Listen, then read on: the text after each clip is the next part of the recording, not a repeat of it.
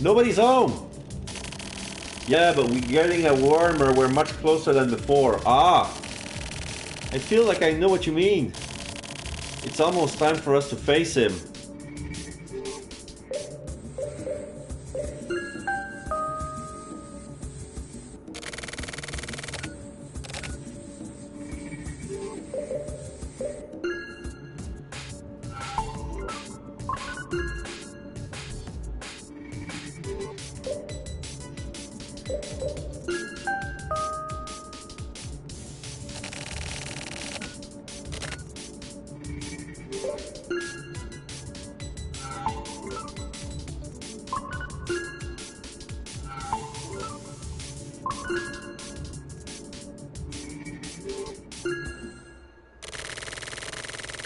This apartment!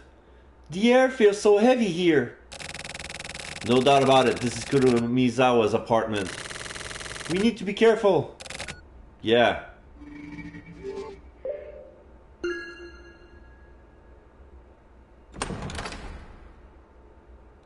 Alright, so it's D203. Kurumizawa's room. I didn't pay attention to the... If they told us the world, the apartment earlier, I didn't pay attention to it. Alright, progress. I think there's someone out on the balcony. There can't be. He can't be hiding.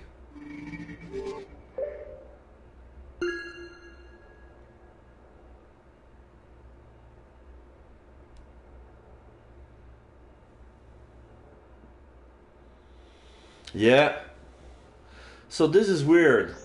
He's a digital man. We're looking at him. He has some texture, he has some rendering, he has some filter on, but basically it's not a Photoshop. It's like, is this reality? This is retribution. Kurumizawa. The time for purge has passed. No more dealing with pain! We have arrived! I can see the world of the dead from here. In the graveyard of the observed. Don't just go on like that. What's your point, Kosuke Kurumizawa? I'm no longer on the same level as you. I can't descend to your level, and I can't have you stand on my side either. I can never identify with any of you again. What? Have you broken down? According to your arbitrary interpretation, at least. This isn't my interpretation, it's my consensus. The consensus and the screams of the neighbors who lived through the darkness of the ages created the observer that is me. What are you gonna observe now? Your life weight. I'm going to measure your respective weights. Life weight? Agent Godai, you aren't going to go on about how people's lives are all of equal value, are you?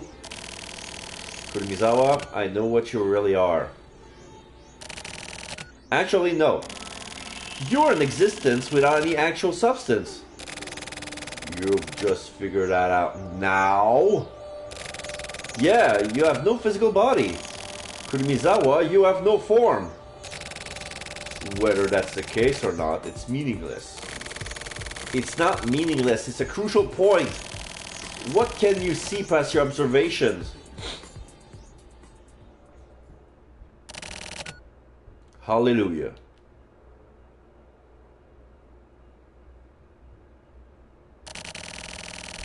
Dead men tell no tales? He just jumped. So this is where it started and where it ended. We were summoned here by Kurumizawa. Summoned? For what? I don't know. Did he use us? No, he just played with us. Or rather, we became his playmates. It's as simple as that. That does sound pretty mature. It's a sign that Kurumizawa is human. There's a broken mannequin on the floor. It's a female. It's missing a hand. The head is severed. A coward who could only kill a mannequin. I can't comprehend any of this. Yeah, comprehend.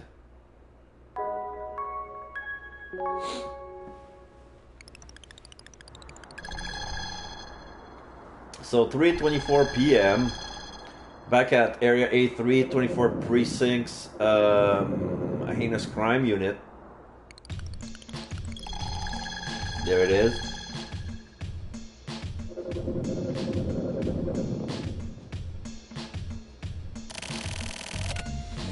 It's just like magic. Konomizawa's thought showed the mannequin as a dead human body. Can you believe it? I'm just trying to simplify the facts in front of my eyes. That's all I can do for now. That's all you need. We still have time before we fight.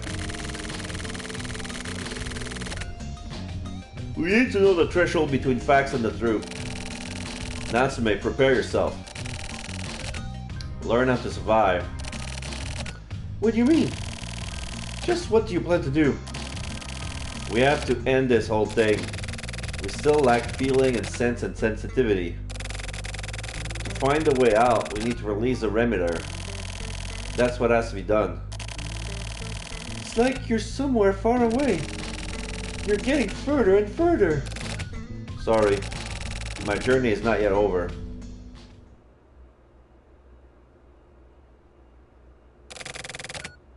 Continue on. The eternal journey like a daydream. All I need to do is drift.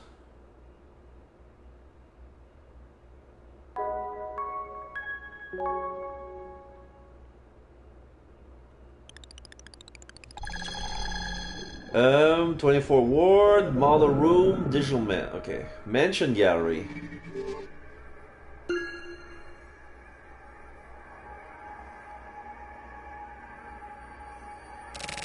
Sumio is meeting a girl with brown hair, and he's giving her flowers. So we finally meet. Ayame. No way. Yes way. No. I've only been thinking about you. Lies. I never thought we'd meet again. Well, we did, right? My prayers have been answered. This is my role. That's why I'm meeting with you. Ayame. I see you right in front of my eyes, or are you just an illusion? No, I'm really here. This is the moment of truth. I don't care, as long as this moment lasts just a bit longer. Not just a bit, forever, just like this. Then let's stop time. Go off to a world where time means nothing. Would you come with me? If you want me to, I don't need to prepare anything. Don't be stupid.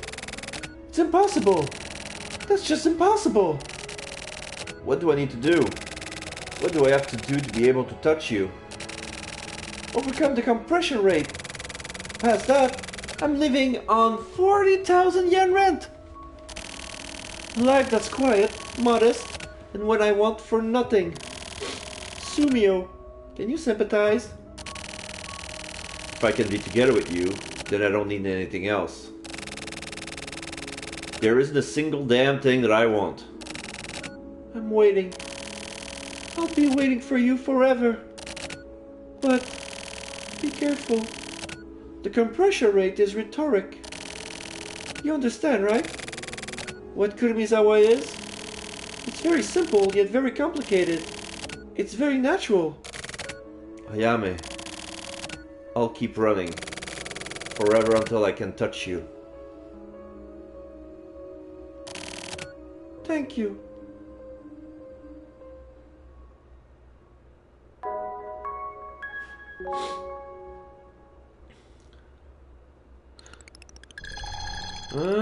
Alternative batting center, area B3 of the 25th ward, 5:50 p.m.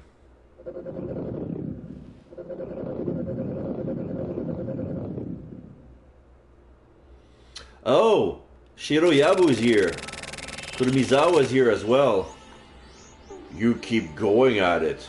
I praise your mentality, but ugly pieces of shit need to disappear. You don't look like a human. You have the face of a dead man. Shut up and just die. I'll fucking kill you. So will I. I've been thinking about you all this time. Shut the fuck up and die. What a shame. I'd been missing you so much. I could just kill you. And today I finally can. Today is the 4th carnival. I'm gonna eat every last bit of your life. How about we sell this now? Quit blabbering like a little bitch and come at me! Huh? I understood. Kurumizawa, I figured it out. I can finally see you. That's a nice perspective. Can you make it here? No shit, I can make it there.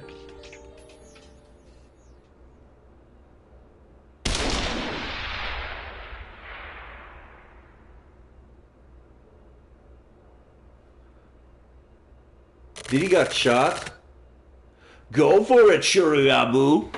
And then the back of his head has just been exploded. You see bloods. Give it you all and take him down! Raise Kurumizawa's head up on the pike! Who's this? But Kamui can fuck off. Was that Sumio?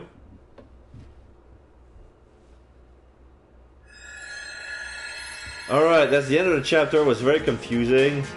I didn't like that chapter at all. Electride is coming soon. New dawn fades.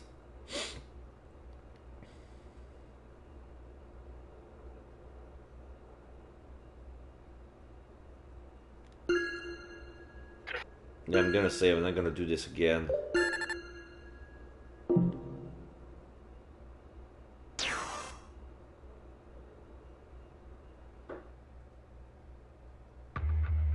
Electride. Oh! Correctness, then it's transmitter, then correctness again. Okay, so this chapter was standalone somehow. Alright, fuck that chapter. Transmitter, I hate that. Alright, chapter 5, Electride. If there's another transmitter chapter, I'm gonna skip it and then do another storyline. 25th Ward, Area D1, Inner Scrum Unit. November 11th, 9:15 AM. Hey, it's in 4 days.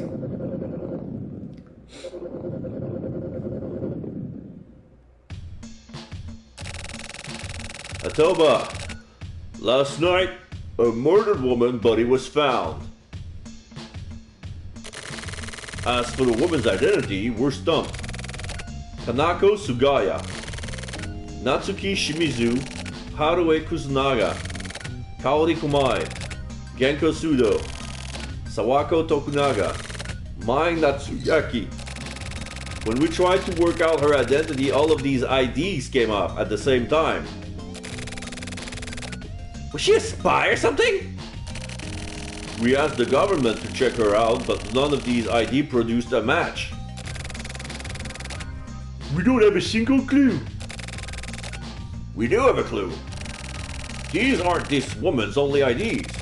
Her identity is hidden somewhere, and it hasn't come to the surface yet. Hidden? You don't think she was a diver, do you? This woman may lead us to the divers, and possibly to Kurumizawa himself. Kurumizawa? Yeah, but this is just my own personal theory. The divers are amazing weapons, and the client of the 25th Ward developed these weapons worried about their controllability. The demand for divers in the war zone would be unfathomable, so they put everything they had into development. Then they developed another weapon for the purpose of subjugating the divers. The observers. Chief, isn't that a bit far-fetched? I can't really keep up. The divers were a part of our national policy. Put simply, they're human weapons. The next product after the divers was the observers. That's ridiculous. What's ridiculous is the 25th Ward's establishment as an independent state. There aren't many ways for a tiny independent state to survive, so they relied on munition. The Postal Federation was just window dressing for their buyers into the shop, to get the buyers into the shop. Have you checked this explanation out? As I mentioned, it's just speculation. That's nonsense. It's really ridiculous, but it just might be on point. Yeah, I think so too. If Akama says so, then it may be true. So basically, we need to figure out where this woman came from, right? Yeah, this case has roots. But those roots are extremely deep. Sounds good. Deep roots are the best kind. Don't underestimate this stuff, Shinko. This is a dangerous case. It may go beyond the jurisdiction of the Ichi unit. Do you still want to take this one on? Totally! It's connected to Jabroni's disappearance. Are you still sure you want in? Like I said, I'm totally down! It's got nothing to do with Jabroni, but we're in too. Right? If Akama's in, then I'm in too. Well, this is gonna turn out into an all-out war. This woman's final ID is Yuki Ishimura. Start there. Akama and Aoyama, you find her identity. Shinko and Uehara, you guys go after the perp. I'll work on my own. Got it. Got it. Got it! That is all. Now get to it. Chief, do you have a second? Sure. It's a bit hard to talk about, but I thought I should tell you. What? It's about Jabroni. Did you find him? Yes. He was actually spotted in the field. Where? Near the body. He was behaving really strangely. Got it. Who else knows? Just me. I haven't told anyone yet. I'll go after Jabroni. Don't say anything to Shinko just yet. Understood. But Chief, please be careful. Jabroni isn't who he used to be. He seems filled with this bloodlust. I see. Then I'll have to deal with him myself. Please don't do anything rash. Now is the time to be rash. Focus on your investigation and don't worry about me. Got it? Yes.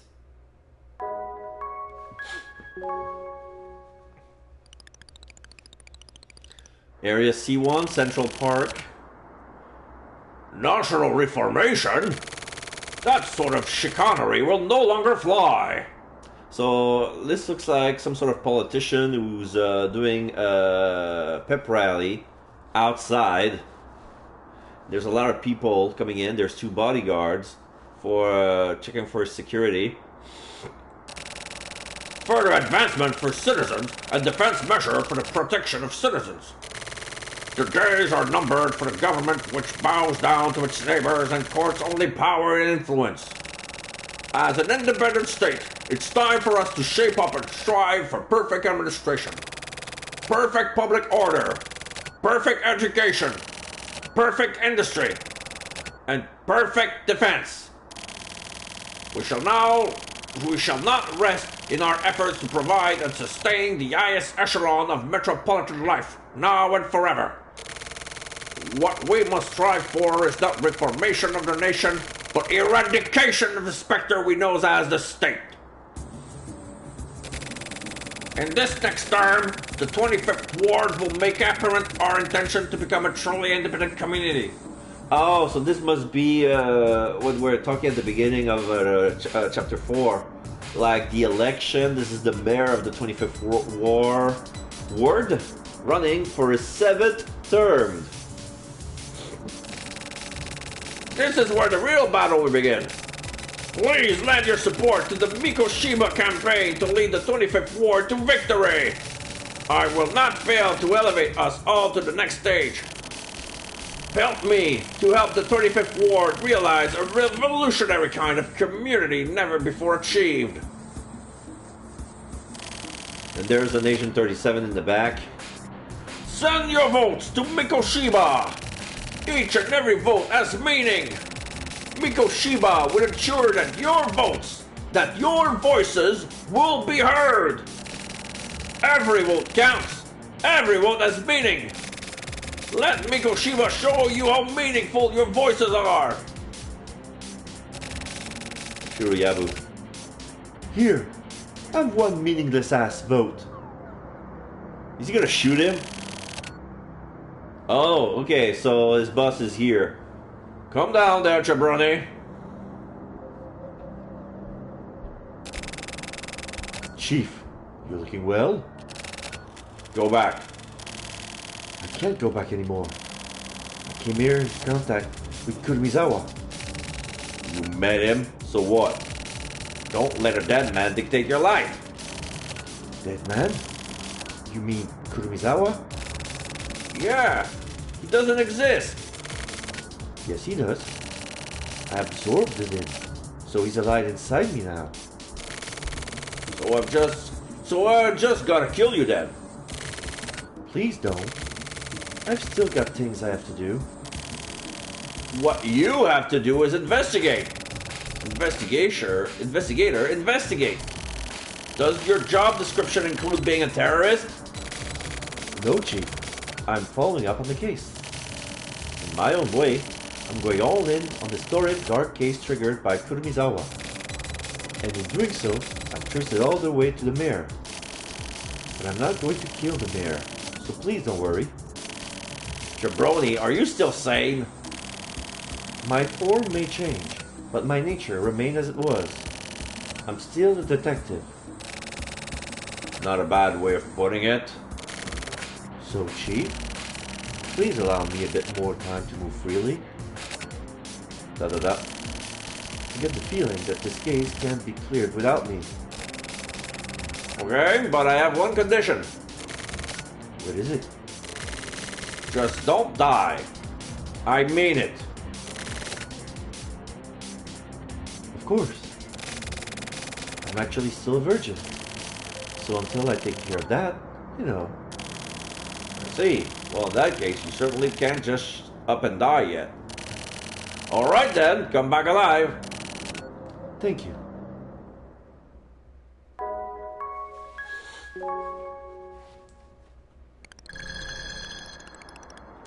Twenty-fifth Ward, Area A2, high-rise apartment, entrance.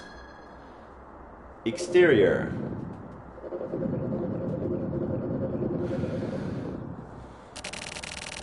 This is the apartment complex she lived in. And those apartments you can see off in the distance, that's where Kurumizawa planted his roots. What do you think, Uehara? Can you read into it? You really are the silent type, aren't you? Whatever. I guess we gotta just investigate the shit out of this place. Let's split up. You check all the apartments in this building.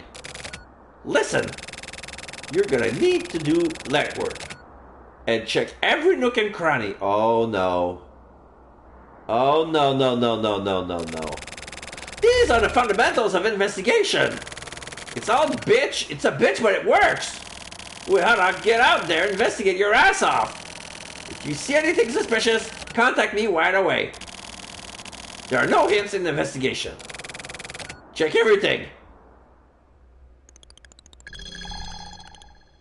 Atrium. Oh, I'm scared.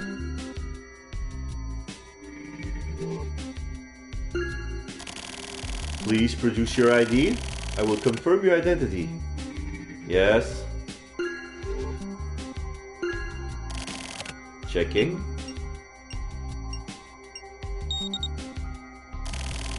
Your identity has been confirmed. My apologies.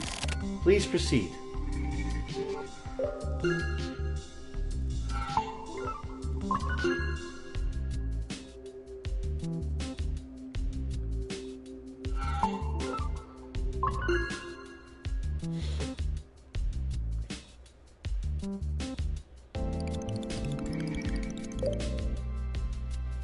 So there's...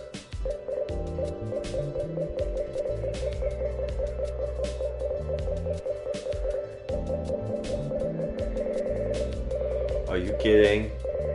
Are you kidding? There's 80 floor! I'm gonna start up and go down.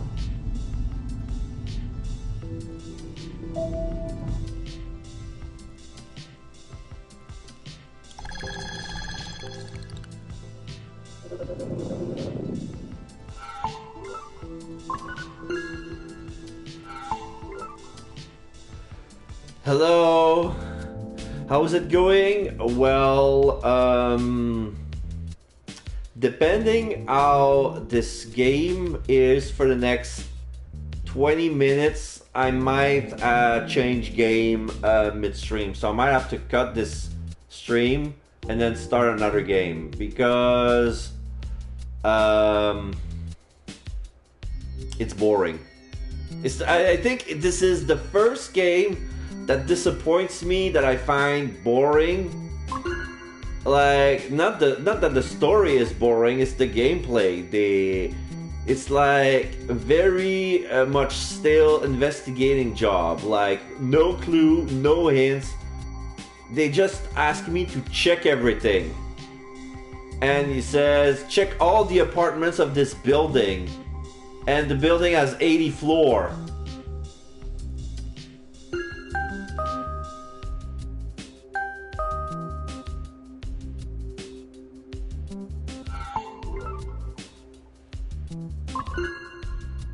What else can I do?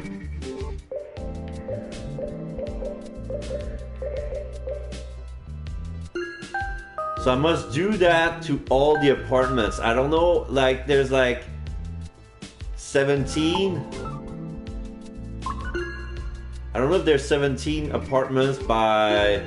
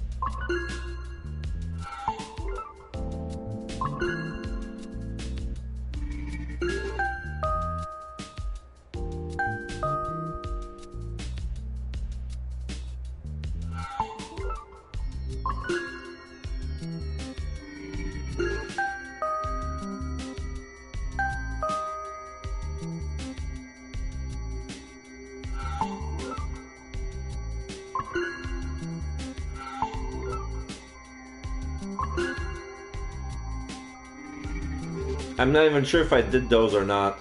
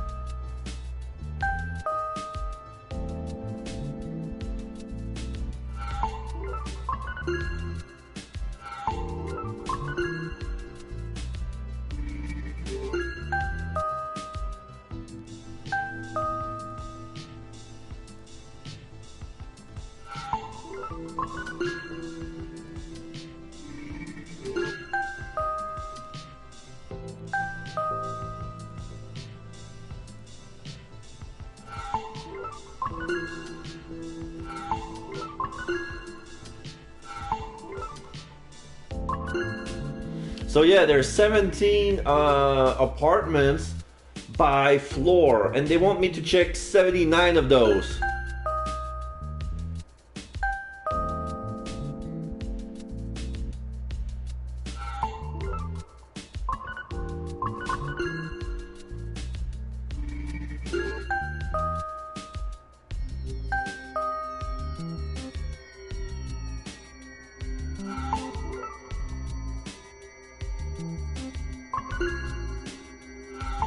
Oh no, I came from this way.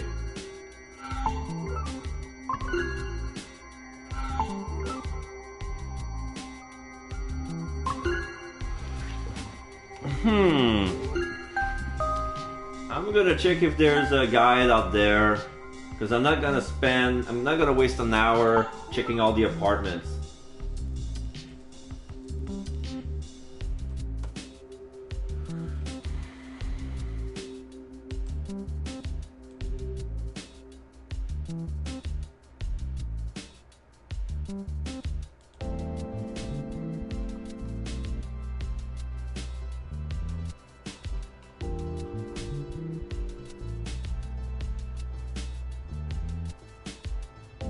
Ah, there is.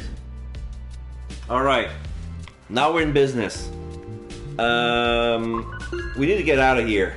It's not on that floor.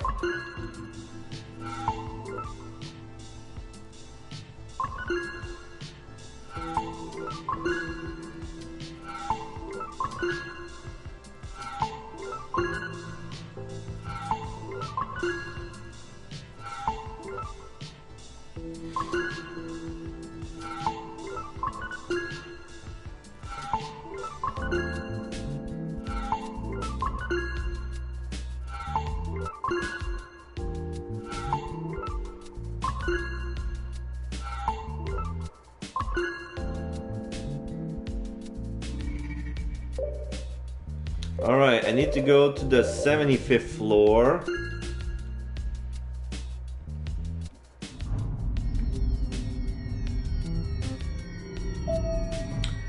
Thank the noble soul who have to go through this by hand and figure this out on his own. So, 75, 32.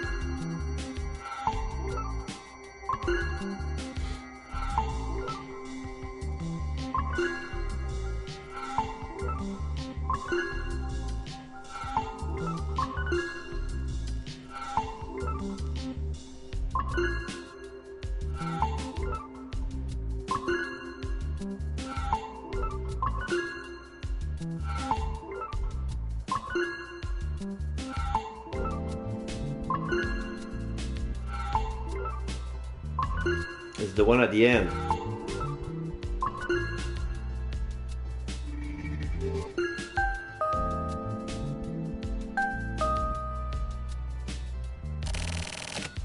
Who are you?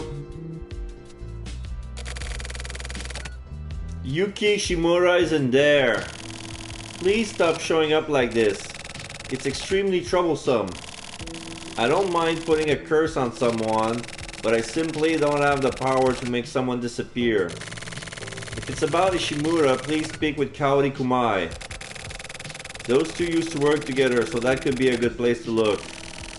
Whatever they're doing was apparently secret, then they wouldn't tell me, but...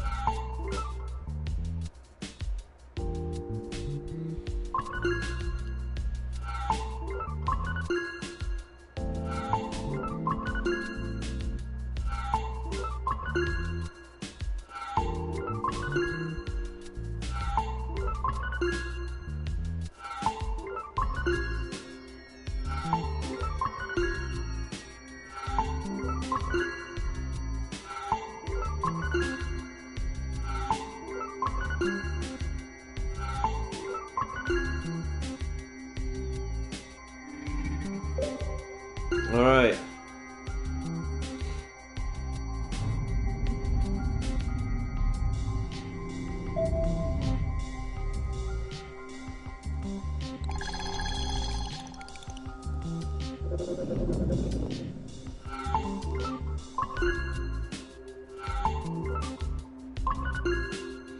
So I'm gonna check 201.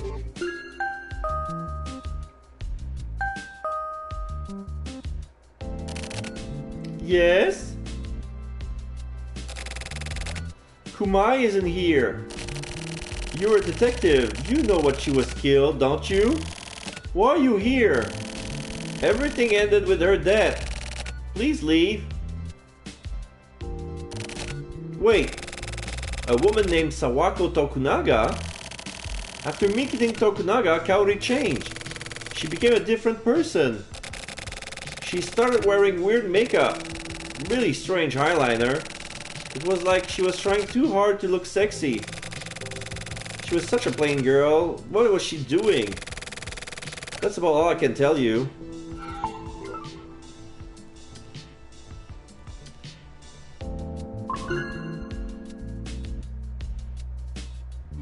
Now we're gonna go on the 3rd floor.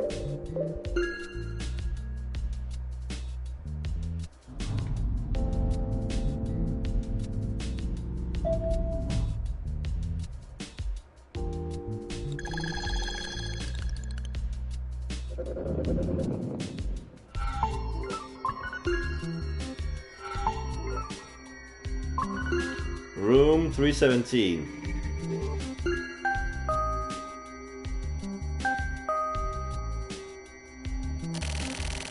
I know about them. I know their secret. It has to do with the customs of this town. Codes that outsider wouldn't understand, or like boundary lines. They wanted to set up their own special territory, I guess. Yuki Shimura, Kaori Kumai, and Sawako Tokunaga were members of the Even Numbers Club. It was a group of people whose apartment numbers all consisted of even numbers, apart from 0. They used the town public space as their headquarters. Like, secretly though, you know? As for these 3, in the back of relaxation room, there's a dead-end hallway. That was their hallowed ground. It was like there was some sort of magnetic field, like an invisible force field, or something preventing other people from entering. Yuki Shimura and Sawako Tokunaga were also members of another group as well, the Corner Room Syndicate. Their apartments were corner rooms, so the price were higher than the other apartments. That's like a status symbol in this town. Kaori Kumai must have been lonely. But what's strange is that Kaori Kumai was also a member of yet another organization. It's called the Earth Federation. It's composed of residents living in the single-digit floors between the 2nd and the 9th, which are closest to the ground. After meeting Genko Sudo in the Federation, Kumai changed somewhat. Just a little bit. She wasn't able to eat ginger, but she became able to eat it. And okra too. I have no idea why or how. Maybe she suddenly got really into vegetables? She probably had a little garden on her balcony, found a tiny bit of happiness. Searched for recipes on the internet and spent her days cooking them up, warming up her household. I can't tell whether it was Genko Sudo that was making her happy or what.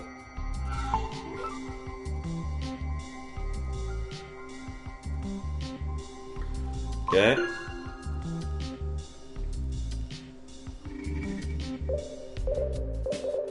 I'm gonna go to the 4th floor.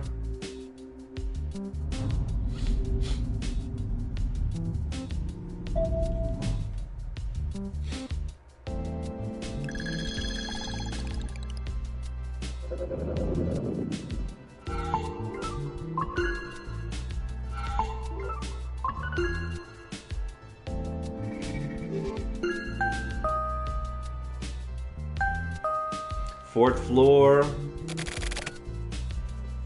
4001. I'm Sudo. How can I help you? Ah, I see. It's so sad losing her.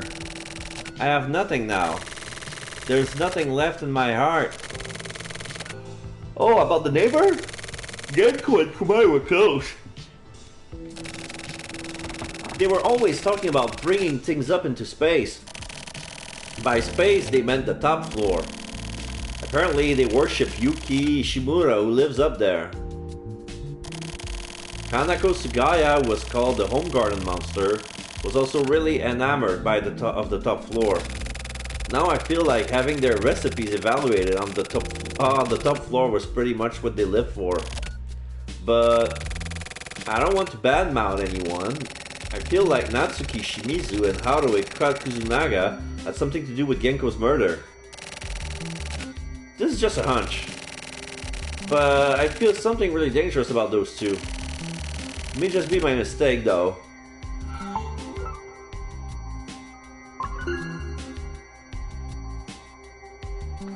Let's go to the 5th floor.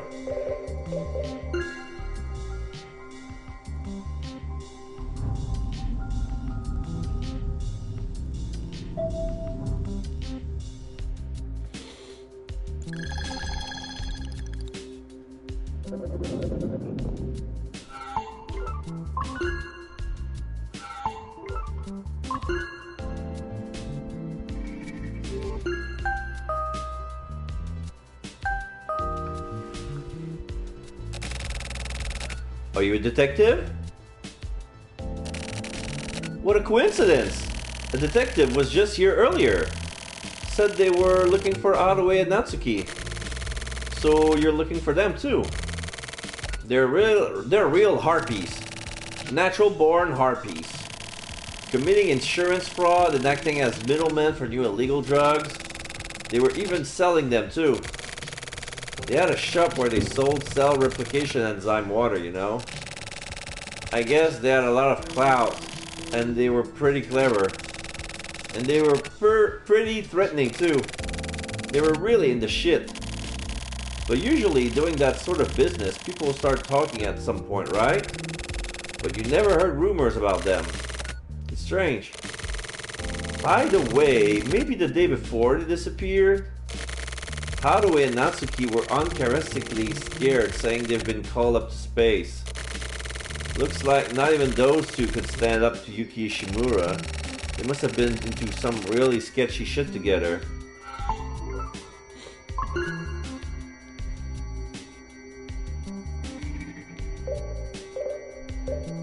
I'm gonna go to the 80th floor. Since they're talking about, you know, apartments seems to be like a main of position. I'm gonna go back. For some reason, look, I'm coming back to this room. I knocked and there was no answer, but just because I have the conversation with them, because that was the first one that I did. So, you've come all the way here. Good work, detective. Or maybe I should call you Kamui Orehara. Forgive my late introduction. I'm the Yuki Shimura you've been looking for. Boo! We've met before a long time ago, do you remember? I don't know. I need a face. I see. I guess it makes sense that you wouldn't. I was sort of one-sidedly targeting you after all. In the end, I wasn't able to adjust you guys. My boss was really mad. Oh, I'm not going to kill you here. Taking you on unharmed would be reckless. Let's get down to business. Kanako Sugaya, Natsuki Shimizu, Haruhi Kusunaga, Kaori Kumai, Genko Sudo, Sawako Tokunaga, Mai Natsunaki. I adjusted all of them. This was the result of gathering a huge number of opinions stating that I should do so. Those who would disrupt order had no place in this town. Those women perpetrated all sorts of crimes, big and small. But the crimes all felt the same size to people. Conning people out of money, leaving bicycles and umbrellas in the public space, ganging up to bully people right out of town, smoking cigarettes on the balcony, setting up a murder to look like a suicide, having a barbecue on the roof. It's all the same. People, you only think of crimes as crimes. In densely populated space, all crimes carry the same weight. Maybe it's a bit sad that people aren't able to forgive people. But the view is really great here, isn't it? I'm protecting this town up from here on the top floor with lovely views. You've already met with Nakane, right? He is the future incarnate. You must have felt it too. He's pretty much the only human being who can create permanent peace. The pretty much part is an assumption. I have yet to meet any human who can surpass Nakane. So, anyway, in order to achieve his ideals, I made a request to the divers. Don't you think it's absolutely wonderful that people like us who aren't considered fit for this cursed society can become one of the most important components of fixing what's broken about the 25th Ward? We plan to turn this town into a utopia under Nakane. A place where people can feel comfortable and safe being administered. All lives in this town will be blessed. And these lives will be fulfilling and long, and then they will die. We will create a world without crime. We're working toward the same goal as you, the police. We need to keep outside elements like that Kurumizawa guy from being born. A necessary evil, necessary to uphold order in this town. That's what we are. Anyway, let's leave all the bullshit at that. Please go back to my Natsuyaki's room. The first room you touched. 75032. There you'll find traces of Kurumizawa. Next time we meet, I hope I'm unarmed again.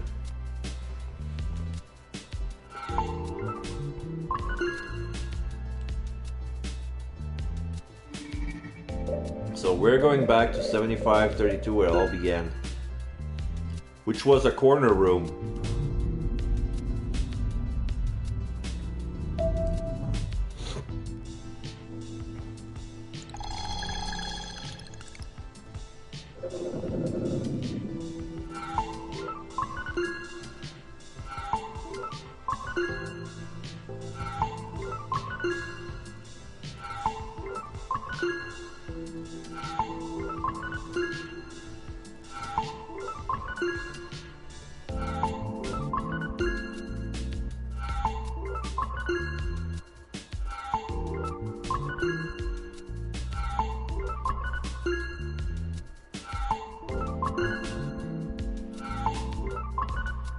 Oh, this is 16. I took the wrong turn.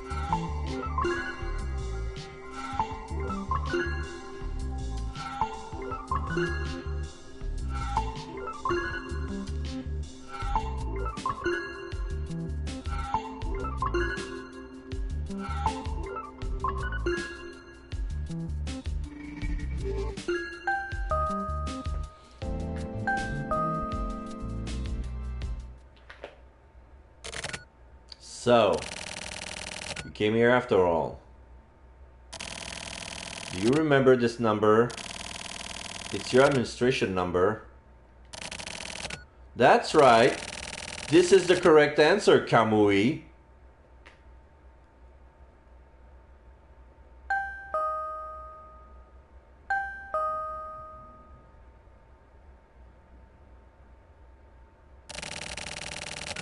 I'm from the post office. I've got a delivery. Huh. This is the post office. Is anyone home?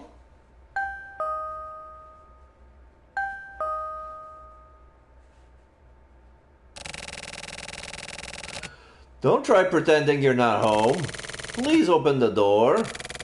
Please listen to me before things get really ugly. If you won't open the door, I can't be held responsible for what happens. Whatever may happen, whatever you do, You can't run away. You can't escape this town. Don't try anything reckless. The residents of this district must follow the rules of this district. Have you forgotten that this was one of the required conditions for living here? Listen, if you can't follow the rules, then you have to be prepared to face the consequences. Those who can't face the consequences of their actions have no place here. Adjustment will be required. Adjustment will be undertaken. Please open the door. Adjustment is necessary. You're the one who's gonna be adjusted. Oh, Shiryabu. Oh no, Kuruyanagi. So, it's these assholes after all. I guess we're gonna have to shake the nest a bit.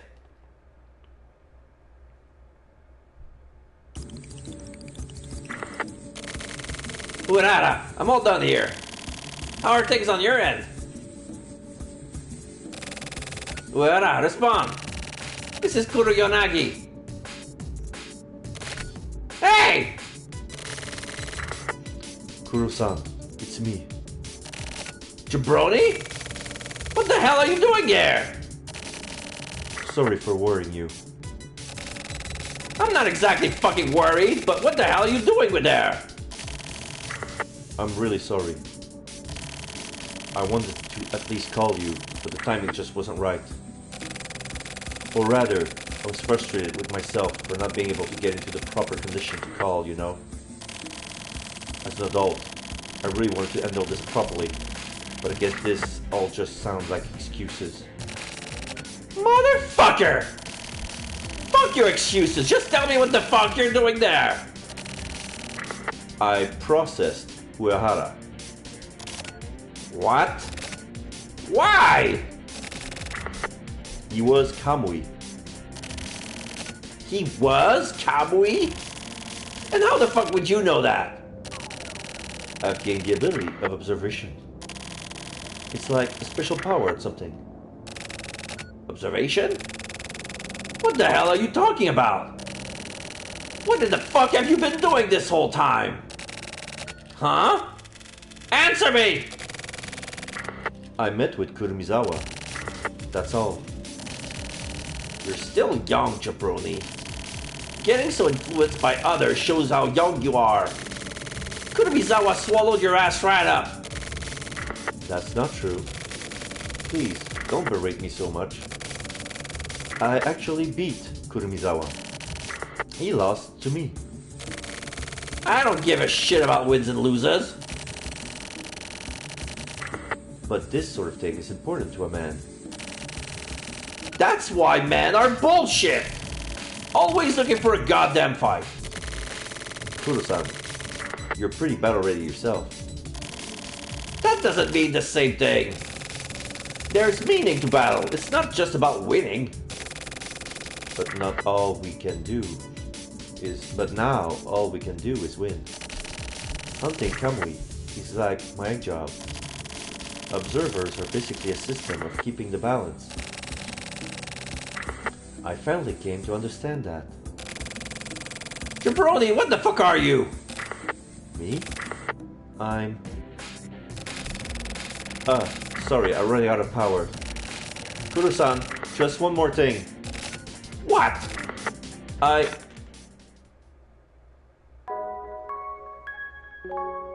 Ooh. Area C3 road. Okay, so here's basically what really happened. Uehara was basically the protagonist of the Silver Case. The silent type, big dick. He was a survivor of the Kamui incident of the Silver Case. Like the new Silver Case. Like he met with Kamui. And during the prologue, we met with Kurumizawa back when he was alive, and he told us like, for now you take the role of Kami Uehara. And because of that, we got killed by Shiroyabu. So now, like, we're gonna be as other people. It's weird. It's funny at the same time, but anyway.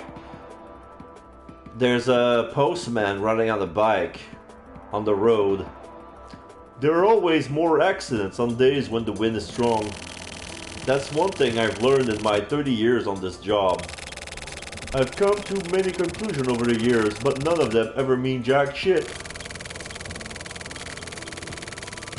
At the same time, these 30 years has also taught me that one wordless man also means absolutely jack shit. There aren't many things you can accomplish by stacking up smaller things. The motto build up the small conclusions and work hard and austerely used to be the source of my will to work hard, but now it just feels empty and meaningless. The moment it started feeling meaningless, that meaninglessness grew exponentially and overcame me completely. This lonely emptiness freezes my heart over. When I feel the autumn breeze, the omen of that meaninglessness pains my entire body. I can't take it anymore. I want to fit into society. I want to become a part of society and be on the side that brings chance. I want vindication from the bottom of my heart. Something in which I can feel pride. The only thing that satisfies my cold, empty heart is being a delivery man. Nope. This sort of campaign isn't gonna resonate with anyone. Also, what the hell is with that tagline? What's even the point of that? This needs to be fixed. Ad copy is something that flashes in front of the public's eyes. So it's like electricity in that it needs to flow instantaneously. Don't just give people a bunch of bullshit. Find the exact points and bring them together. Do you know Riquelme, the soccer player? Bring the points together requires precision, like Riquelme. That guy's a beast. You need to be a beast when it comes to getting into the point. I mean, we're pros, so let's work like pros. You're misunderstanding the meaning of promotion. What ad agency is this?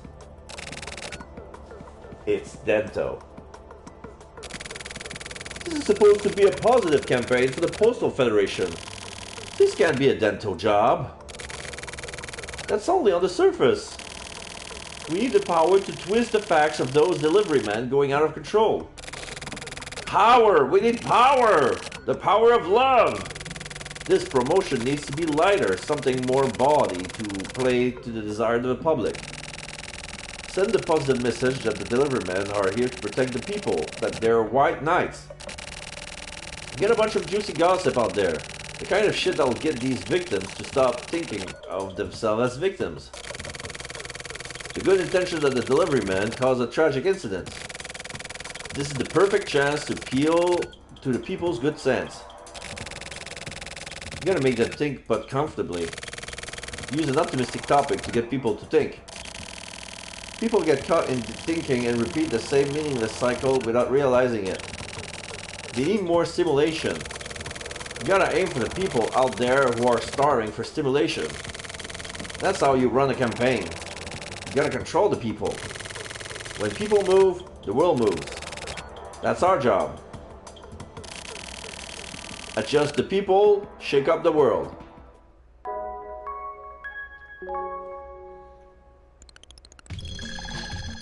Back to the Heinous Crimes Unit of the 25th on the Area D1, 2:18 p.m.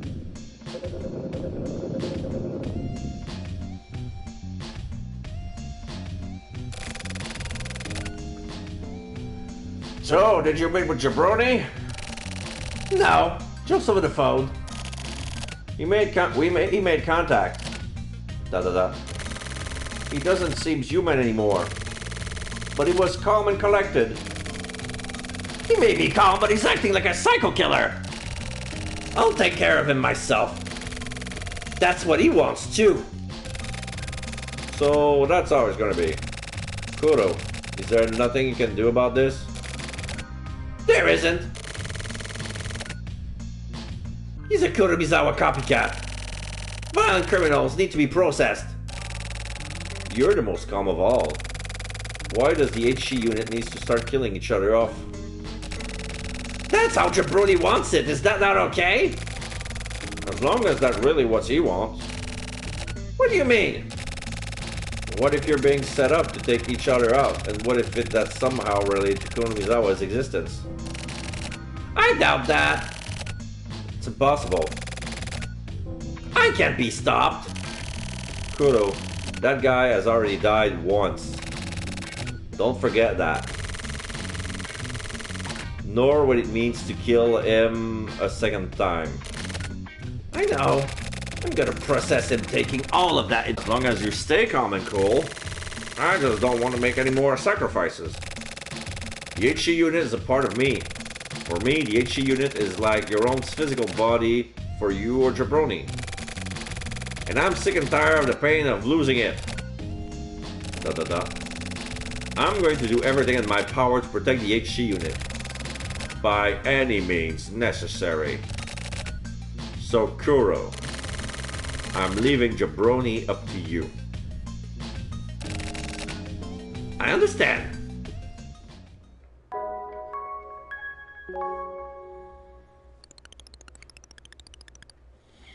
Subway, Area B1. Kamui is a thing of the past, and this is where it gets cut off. Actually, he may already be cut off. This for the purpose of ending Kamui. An existence that erases an existence. Only the shell remains, and the contents are gone. Or maybe someone took them away. I can't see Kamui at all. Unless I erase Kamui's existence, my own existence will have no reason to be.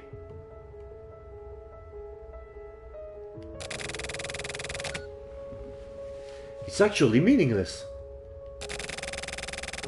Even if Kamui's proliferating copies are eradicated, not only will Kamui not disappear, but his very existence will increase. This is a battle for both my and Kamui's existence. Kill the specter of Kamui. Just keep thinking of that. Drown out the static. Eradicate everything and then listen closely. The signal you hear inside the quiet calm is the key to knowing Kamui. Proceed calmly and carefully, and then boldly and powerfully. What would Kuro-san do at a time like this?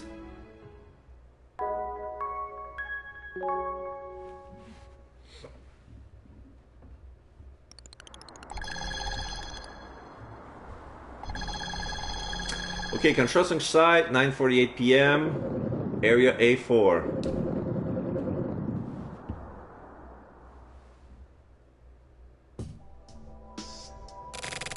Toba, tell me what the mayor really is.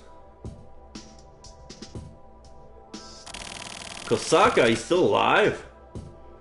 I don't know what that means. It means exactly what it sounds like. What the hell is Mayor Mikoshiba? I think he's a good mayor. The 25th ward isn't bad. The mayor has made some big achievements. I'm not a very patient man. Michiru, how much longer are we gonna continue to fuck with me? I'm just being honest. I have no ulterior motives. So you've degraded into a little punk. Sakaguchi must be spinning into his goddamn grave. Is clinging to the field going to cause anything to move? The detective needs to move. If we don't move, nothing moves. That's not true. That way of thinking is incorrect. The stupidity and the beauty that we call this case has made me transparent. So? You don't understand anything, do you? The case itself is still. The detective fixate on the result of movement. The detectives don't move. We inhabit the case. Actually, no, it's not that simple. We're entrenched in the case. That's just wordplay. You're chasing logic and losing sight of the nature of the thing. Michiru, open your eyes. You're not a detective anymore. Yes, I've made a clean break. I want it to be clean. I can't go back to the 24 wards anymore. Because of that case? The residual image won't go away. I've been scarred deeply. That case? When you first met Jabroni?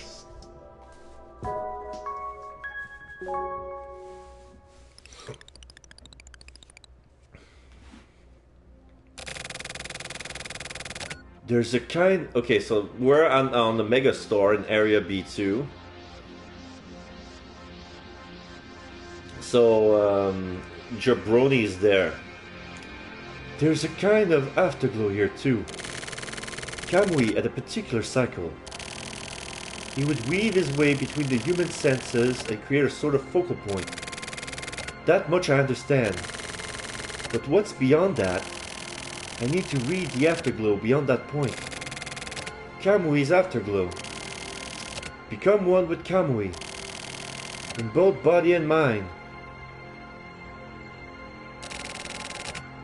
No, that's not it. Something isn't right. Yeah, that's totally wrong. It isn't about this. I can't let these theories string me along. Overcome the theories and break through. That's it. This feeling. Make your consciousness transparent. Feel the movement of people stop past the point of transparency.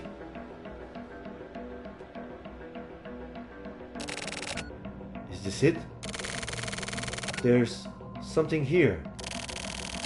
Oh yeah, Kuro-san. I've come to understand this now.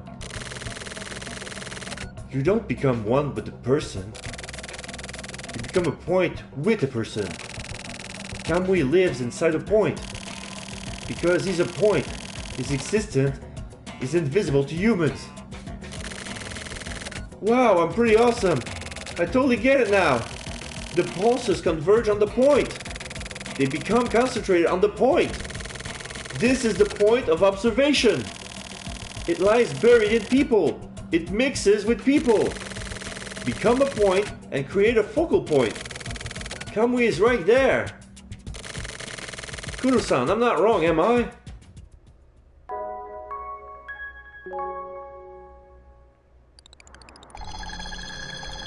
Construction site.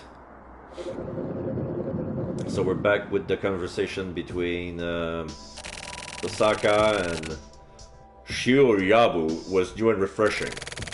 That's how I felt. Like tomorrow or the future, that sort of image. It's something I didn't feel in Kodai.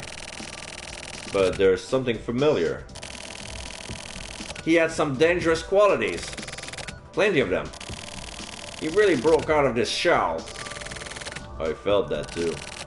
That omen. Omen? That's not it, Michiru. Look, you don't have to hide it anymore. I can't see it, you know. The entire picture. I see. So you know then. That's not good. Not good at all.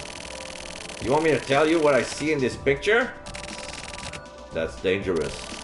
Leave it at that. Please understand your own position. You know full well that I'm not the same Michiru Kosaka I used to be. We'll just end up killing each other. Well, there's no turning back for me either. Being dragged along and toyed with by Kamui and Kurumizawa, and then seeing Jabroni get all fucked up. I can't just sit here and keep quiet about it.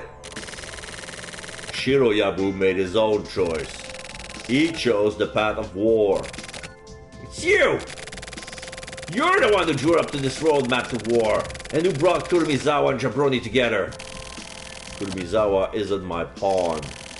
You're reading too far into things. War! Shut What is it good for? Absolutely nothing. Say it again. Okay. Fit Bill 147, how are you, my friend? This is a raid. Let's give a little shout out to Fit Bill 147.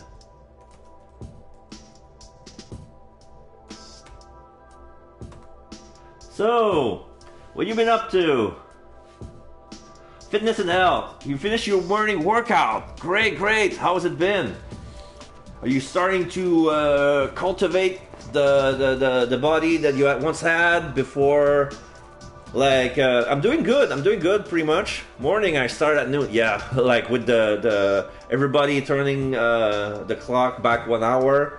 Like, noon became the morning. Yeah, I get it, but I managed to go to bed early and have a decent amount of sleep, and I woke up very good myself. For those, 21 weekdays streak for workouts. My abs are hard and my butt is firm. Yes, nice. I like to hear that. Firm like butter in the fridge. Am I right?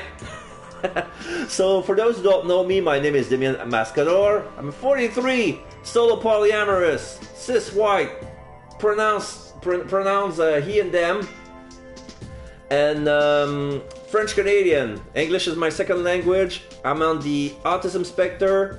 I'm an ally of the LGBTQ plus communities and an ally of all the visually impaired. We're focusing on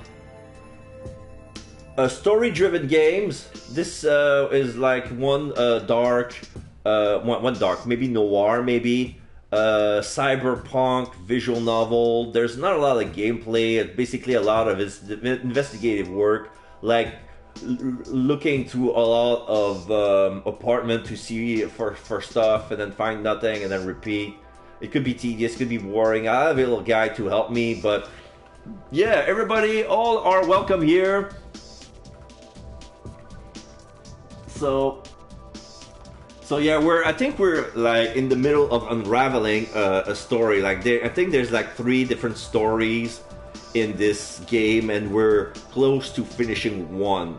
That's what I feel about when there's some sort of finality in the story we're about to produce.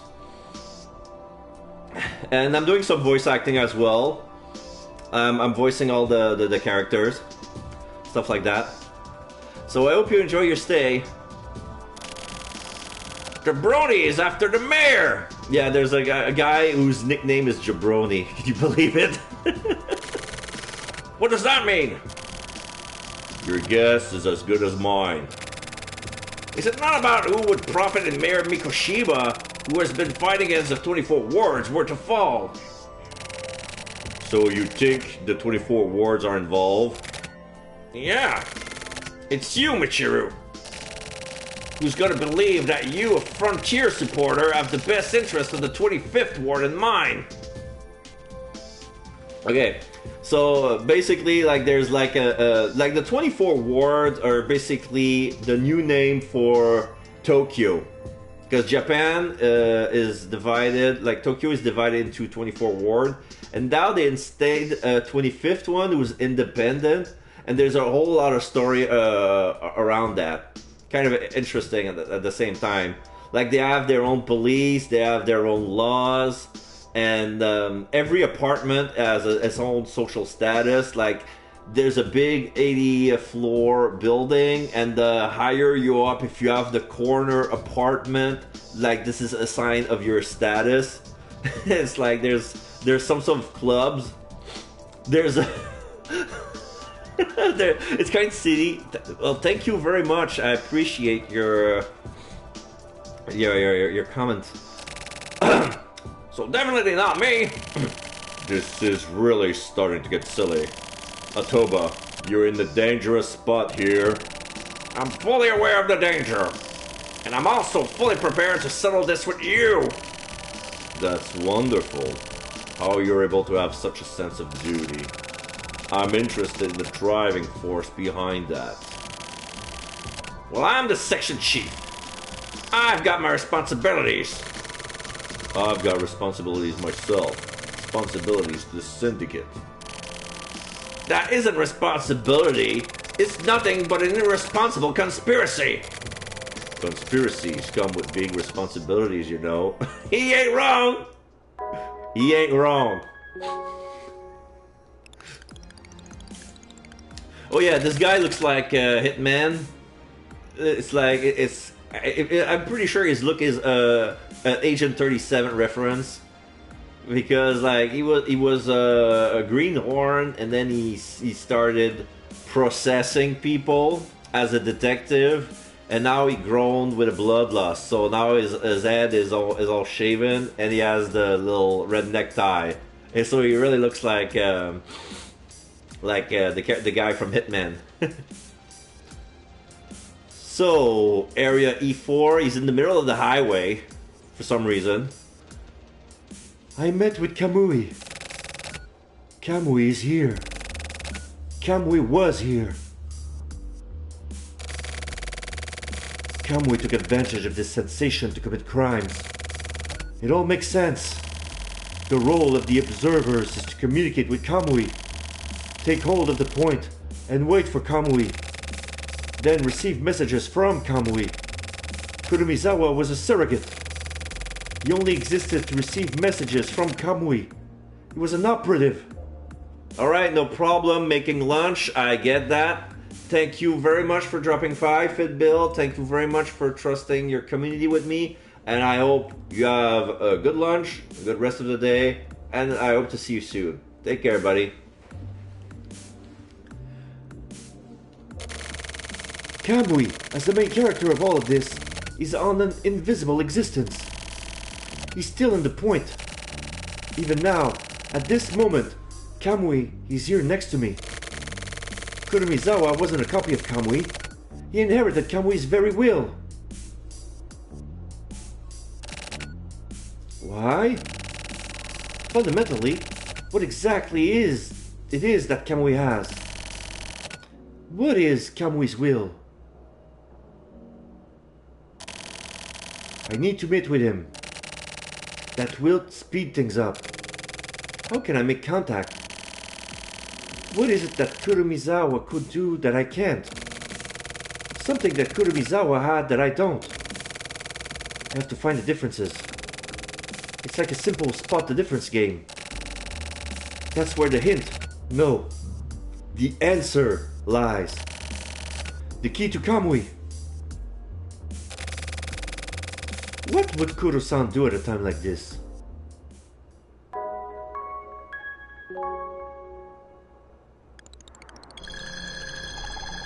Area A4, construction site. Back to the conversation.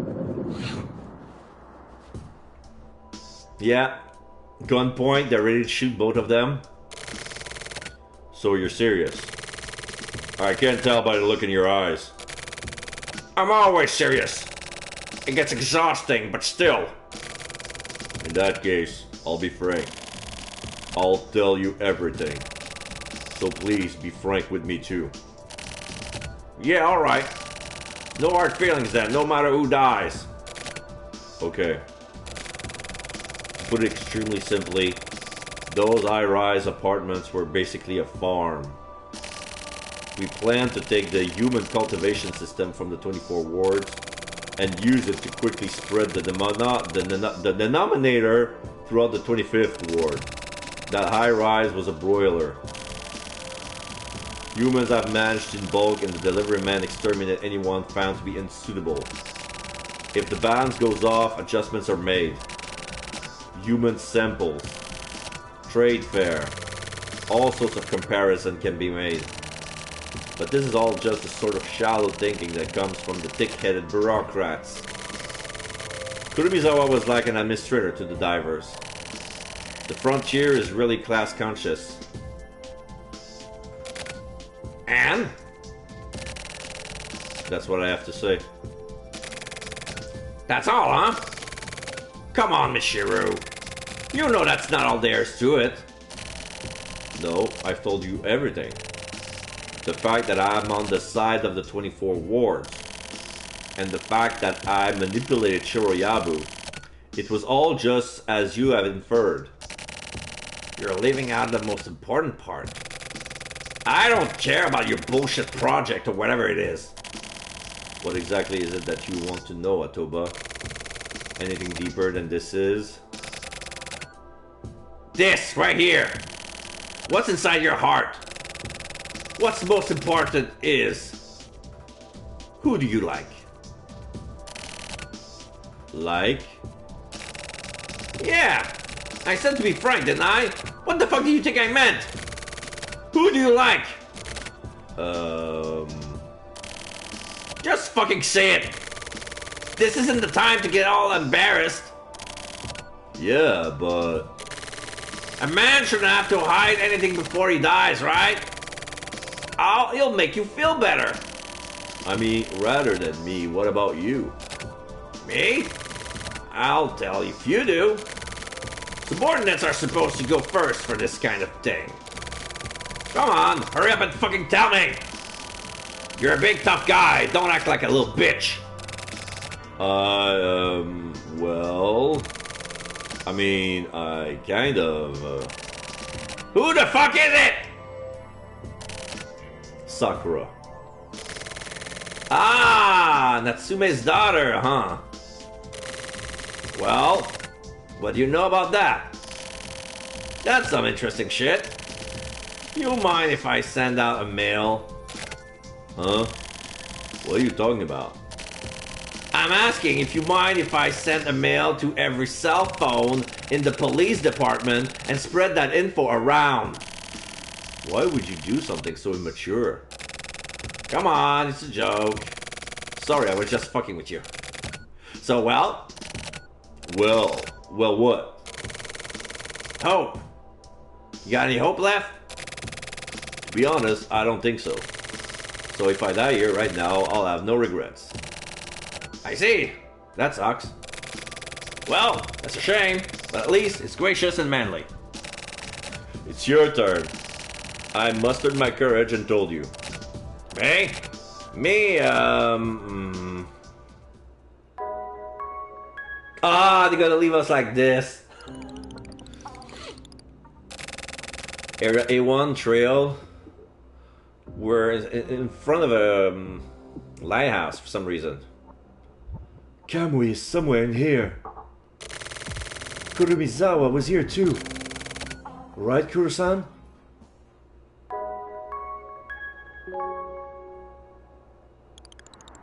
Back to construction. Why that pause? That was so unnecessary. Oh, we're gonna leave just to show it a little bit. Come on.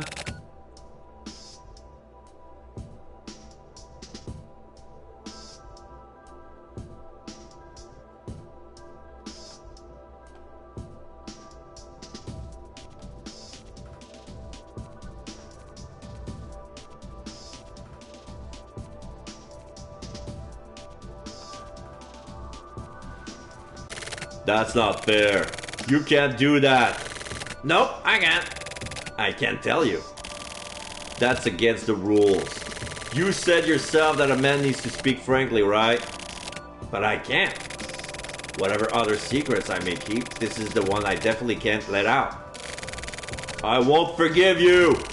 Yeah, I bet. I'd be pissed too. Personally, I like that part of you, but as a person, I just can't abide. So you're going to have to be adjusted. Idiot. You guys use dumb word like adjust, like that's why your soldiers are all pussies. It was simple from the start. You and I just need to fight it out. Yeah, you're right. Why do adults always have to turn things into such a hassle? From here on out, it's the real war. Next is the battle. Yeah, men like fighting after all. We fucking love it! You really are a beast. So, you wanna do this? Yeah!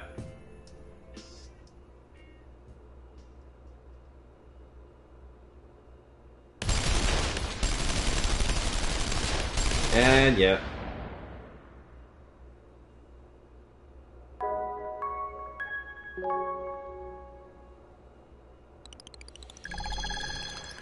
3:45 p.m. City Hall. That's City Hall. That building on an island next to a lighthouse. This is the feeling. I can read the points.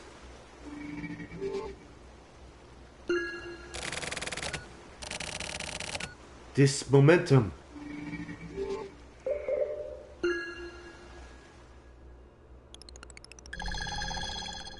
Entrance, the atrium. This point has such an ominous vibe. Over there.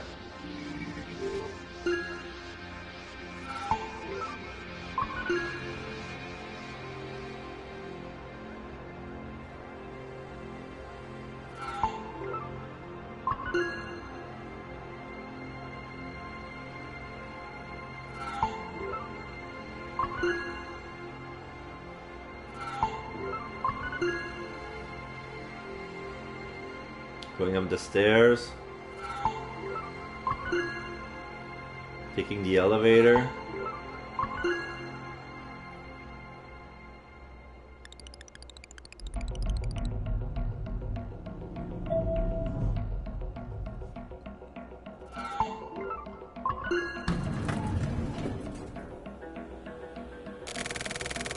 Have I been here before? Yeah, this room seems familiar to me too.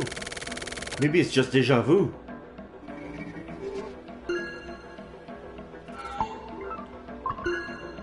Ward office. The luxurious room. The mayor's office. We're in the mayor's office right now. Wow. This has to be it. Here. I can tell by the sensation and the feeling of this place. I can see it up ahead.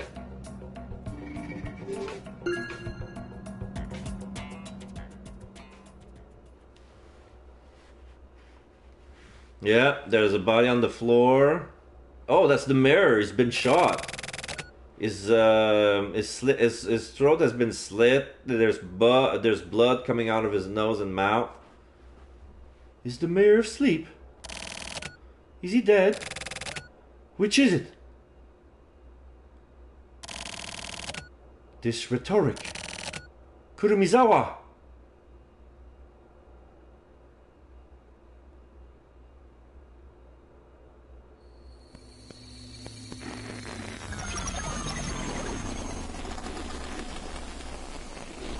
My saving point has been transformed into polygon and turned to a shape of a man, and that's Kurumizawa. So, you've caught up to me. I got it, but I still don't really get it. Why are you still alive? It's simple. It's because I accepted that I was killed by you. And so that's how you understood the situation. I didn't see anything. Was it shown to me? No. I think you killed me. So that's correct. I'm even more confused now. You killed me. I was killed. None of that means anything. It's all about how I accept it. So what? It's all based on your own standards or something? Yes, that's right. I just need to want to die. Who exactly gave you these privileges? Well, Kamui, I would assume. Kamui is really unbelievable. He really is. He has no blind spots. You're the one with no blind spots. Kamui himself is a blind spot. It's Kamui who controls blind spots. And your theory? It's an establishment theory. An established theory.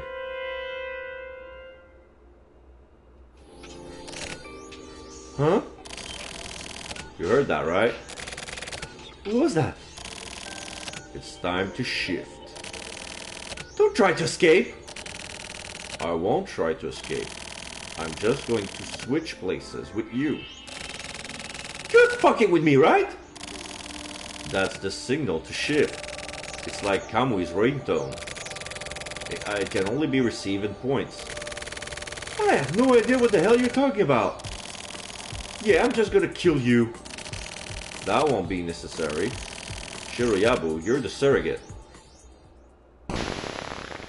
And then the picture disappears. What? It exploded!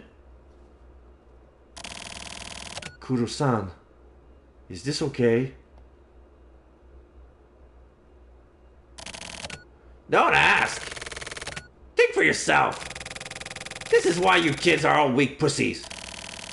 You all just want to do things as easily as possible and have others think for you. Get your shit together! Kuro-san, I'm tired. And fucking spoiled too! I'm tired, please kill me. You're different from Kurumizawa, so I can't. Jabroni, what is your job? Think back to the very beginning. What did you pledge your allegiance to? Justice? I want you to voice character my identity. Absolutely.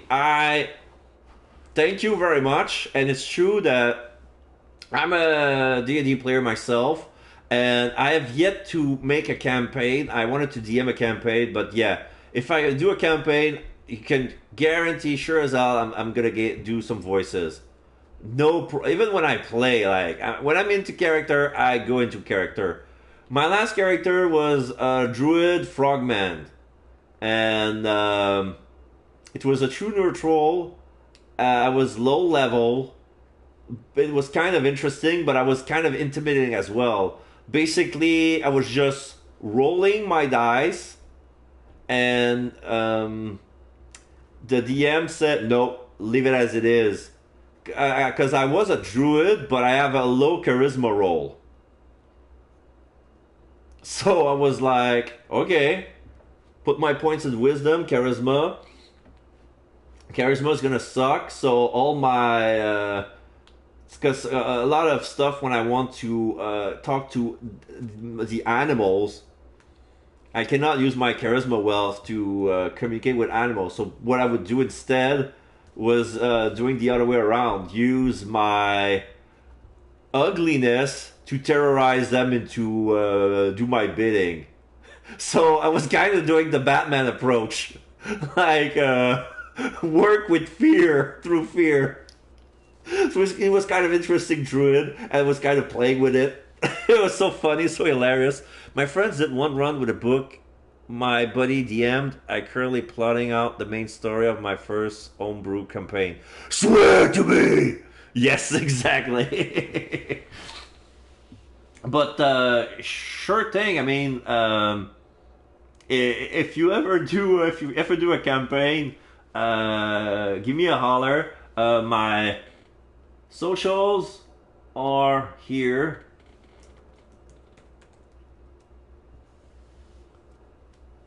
You know where to find me. I'm also on Discord. If the link doesn't work, just tell me. I'll send you a new one. But I don't mind. So, who do you give allegiance to, Justice? That's right. So it's simple. Before bitching about shit like being tired of wanting to die, what do you need to do? Investigate. Buck up and prepare yourself. That's what we do. Listen, jabroni. What are you? A detective. Good answer. We're going back out into the field. Okay.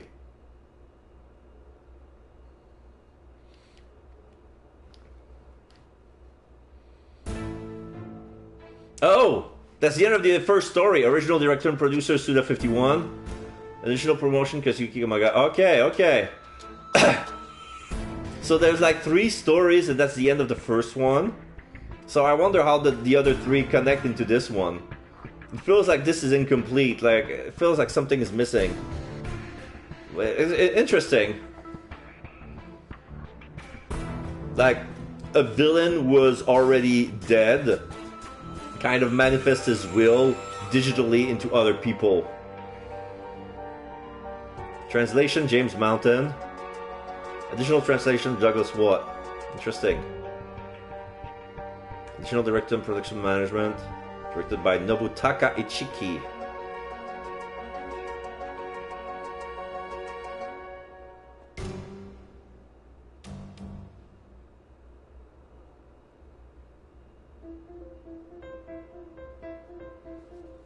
And then is the real credits.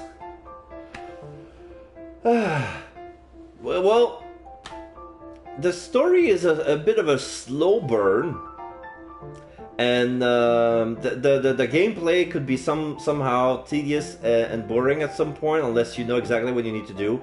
I don't think I would have been able to finish this game today if it wasn't for the guide. Like the apartment building search was a pain in the ass. Like there's 32 apartments on each floor, and there's 80 floor, and they just go and tell me check everything. No hints. I'm like, excuse me? So yeah, I had to go get through a guide because I would have deleted the game from my hardware and never touched this ever again. I got this close. I got this close to bore quit the game, not rage quit. I wasn't raging. I was like bored. I was bored to tears. I was like doing stuff, and then I was dozing off. Oh, epilogue. Oh, I survive, of course. Next up, war. So Otoba survived. Now we have the image of Shiroyabu. There's a locked room, deep down in the back of my memory. I don't know what memories lies there. But standing here, staring at the full moon, that door was unlocked. As if Kurumizawa's barged in and opened that door himself. I can see my lifeless body lying here, along with innumerable bodies worth of bones. I've died several times before. The memories are from before my assignment to the HC unit. The story ends. It continues on forever.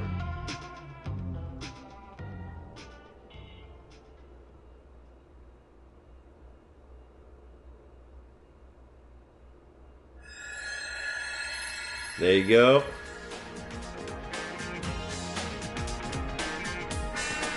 Whiteout is coming soon. Angel versus aliens.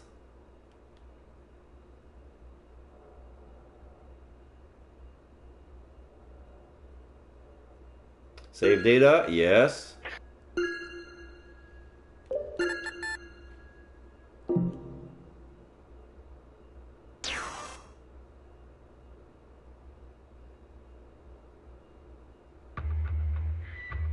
Alright, so there's a chapter 6.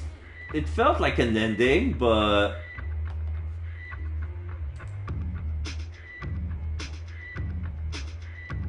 Alright. Whiteout. Deep down inside my memory, there's a locked room. Okay, I read that already.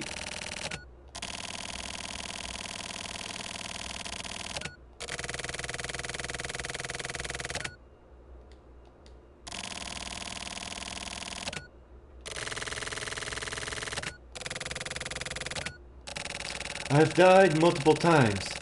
Memories from before I was on site to the HC unit. The story ends and continues again for eternity. Chapter 6, Whiteout.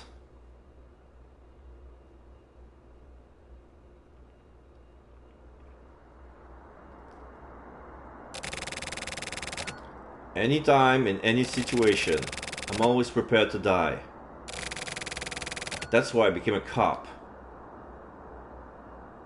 Oh, that's Shiroyabu Rookie! Oh my god! Such a baby face! And he has a buzz cut haircut. I perform great deeds, receive honors and medals, get special bonuses, and send money to my mother. I was raised by a single mother with 3 kids in a small apartment in the projects, and my mother had it really rough. So I want to make her life easier. I would do anything to make that happen. I would do anything to protect the country, the people, and my mother. Can I ask you something? If I die, the government will support my family, right? That's what I was told. So if I kill in the line of duty, you'll put my family in an apartment with a bath and shower, right? Really? In that case, I'll do anything. I'm fully prepared to die in the line of duty, sir. It'll be easy. Don't get killed on duty? Da. Okay. Da. I'll do anything. So this target, I just need to kill them? No problem. Please, let me do him. Leave it to Mokutaro Shiroyabu. Whoever may come at me, I'll turn their ass into dust. Get some! That was so interesting. Is that a prequel chapter? Like the first year of Shiroyabu back when he was just a rookie? Because he was already in the HC unit. It was not a regular cop. Like this is like his first year as a cop. Yeah, February 28, 11:49 a.m. at a kiddie batting center on the 24 wards, area C4. A secret meeting. Munakata? Who's that? Like a guy with a beard in the wheelchair? Hey, you know about this? This Sentai stuff. Where there's a group of 4 or 5 heroes fighting monsters and things, you know? Kosaka. Yeah, your son begs for that stuff. You have to buy all these expensive toys. A tough gig for a lowly civil servant. I'm not talking about toys. I'm talking about the heroes. What, you've never seen one of those shows before? I don't know anything about the TV shows. There are originally 5 of them, and new colors get added on later. Added colors? You know, like Angel. Angel? Like how he was like Buffy's sidekick, and later went on to become a main player himself. Oh, okay, that Angel. I was like, what are they talking about? Like, we're talking about Power Rangers, and now, no, boom, straight to Buffy the Vampire Slayer. 2 different things, sir. 2 different things.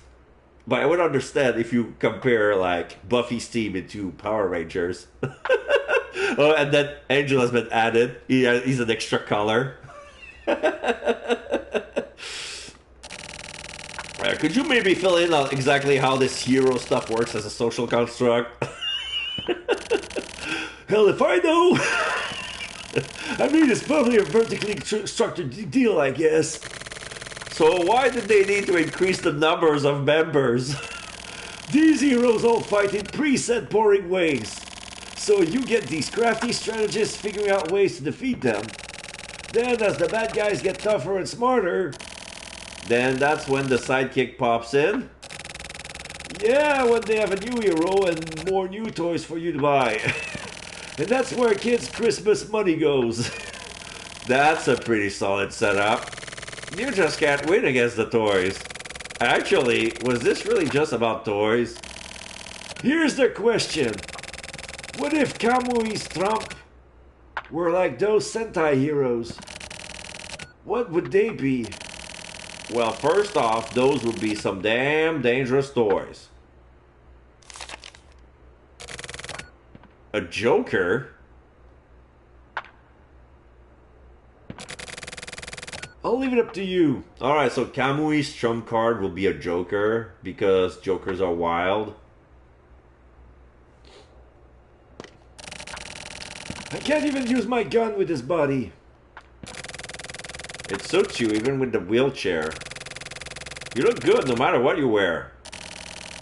You making fun of me? Not at all, it really suits you. I'm not just saying that, I mean it. You look like an ED 209. What the hell is that?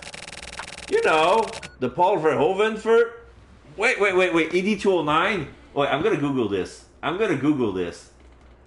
ED209. Oh! Oh my god! Okay, Ed 209 is the bad robot in the original RoboCop movie. You know, the Paul Verhoeven first. Yeah. Yeah, like the first, like, you have to drop your gun. You have 30 seconds to comply. Gun is dropped. You have 24 seconds to comply. Pop, pop, pop, pop, pop, pop, pop. Have a nice day.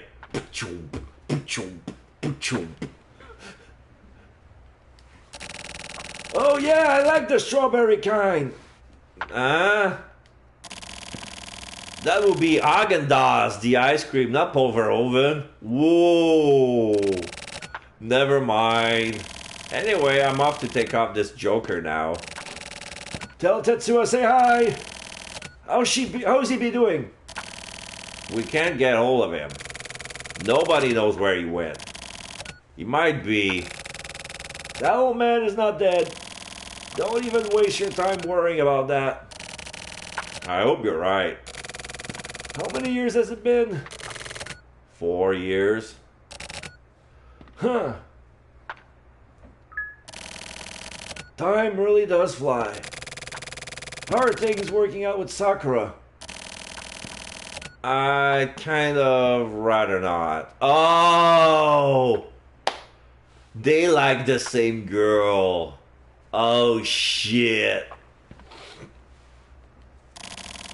Oh, so you guys broke up? Seriously, I'd rather not. That broad is actually... That's kind of rude. Oh, no, it's even worse. No. Oh, wait, huh? Oh, Natsume. Fuck, Sakura. That's his daughter? I just realized. Natsume is the guy who got killed in the original, like the guy with the mustache. That's his girl. And he was going out with him? And then they broke up? Okay, no, the age... Yeah, if they broke up, I totally understand. Because the age difference, they have different needs. Like, it's very tough when there's like... Like, I don't mind when people date and they have a big age gap as long as they are in the same wavelengths, as long as they're good chemistry, good vibe, and they're also their objectives in life, their goal align. And if there's love into it, I'm totally up for that. But not all people. Like, I don't recommend like a big age gap difference for all people because, like I said, sometimes younger girls need some things, older men needs other things. And as they grow older, some of the girls can change. Like, on the girl, she will still have the same, and the guy will like our brains change over time. Like, we're trying to say, you guys never change. We just change slower than some, but most of the time we all change, you know. That woman is a difficult one. Sees nothing wrong with taking a full month to reply to an email. You're super organized and kind of a neat freak, so I bet she makes no sense to you, huh? Let's change the subject. Here's some advice. Bone her once and she'll be under your thumb. That's the kind of girl she is. You boned her, right? Leave it at that or I'll shoot you, okay? This is a messed up bloody place. Maybe I ran my mouth a bit too much. Anyway, you go off on your hunt. Where did this intel come from? Don't ask stupid questions. I'll give you a hint. The 3 of spades. Huh? I'm not good with riddles. Never have been since I was a kid. A kid, huh? When you were a kid? I can't even picture you as a kid. I was a little angel, according to my mother. Anyway, see you later. I'll contact you again. Munakata, did you gain weight? I've lost about 20 kilos myself. That's why you lost Sakura. I'm seriously gonna kill that guy.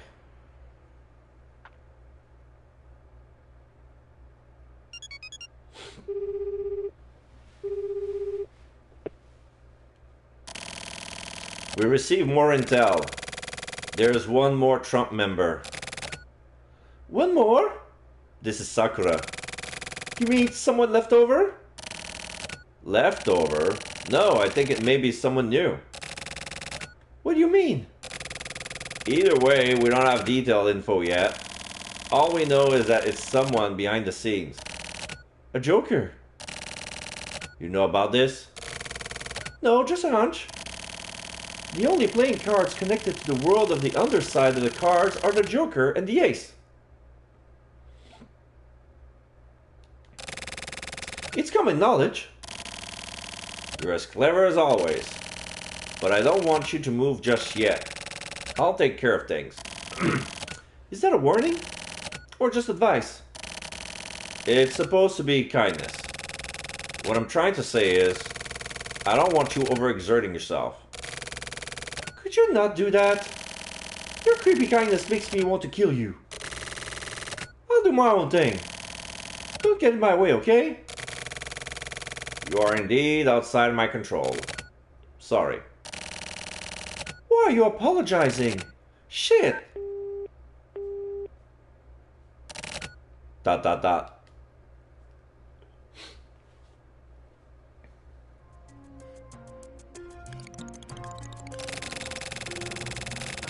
With the appearance of the Joker, the world once again becomes elaborate, steeped in fog.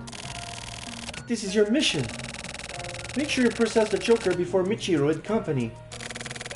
A new kind of monster is on the move.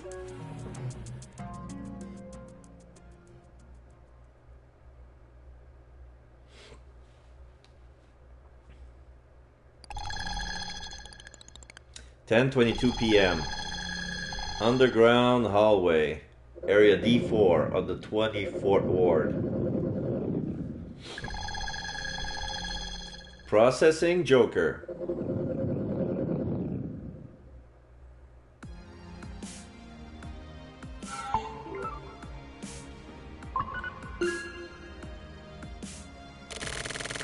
Do you read me? That place holds special meaning to you. I know you must have complicated feelings right now, but those feelings don't matter right now. Secure the Joker before anyone else. Process him if the situation requires him. This bloody place. I never wanted to come anywhere near it again. I don't even want to think about it. But there are those who are drawn here and who gather at this place. The kind of people who crave the smell of blood. They gather here seeking Kamui. I just know the old man is gonna come too.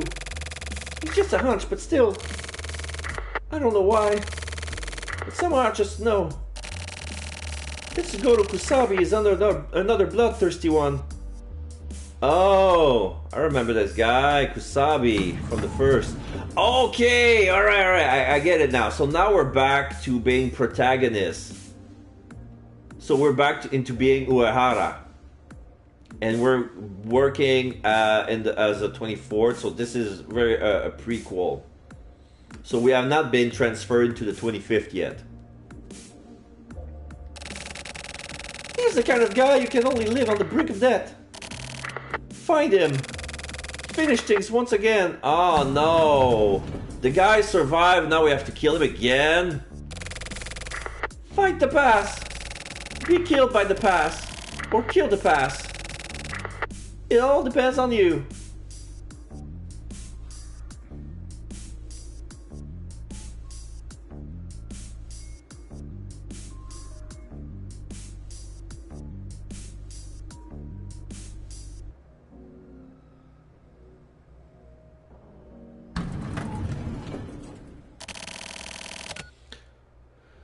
The Joker, I found him!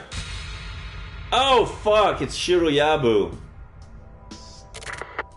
Who? Who is it? What's going on? Respond! Didn't they teach you that you get in trouble for doing naughty things? Don't move! I'm bringing the hammer of justice down upon you! Put both hands up in the air. Lie down on the floor. Do not resist. Are you listening? Hey, are you listening? If you don't answer me, I'll shoot. For reals, I'm totally gonna shoot you. Seriously, just die. Exclamation mark. So I'm gonna die?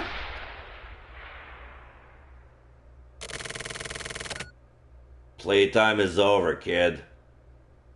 Hey, Tetsu! Kusabi, big dick! Don't you fucking hesitate! There you go! Oh, I miss this guy! You shot me! You shot me in the ear! You shot me! You actually shot me!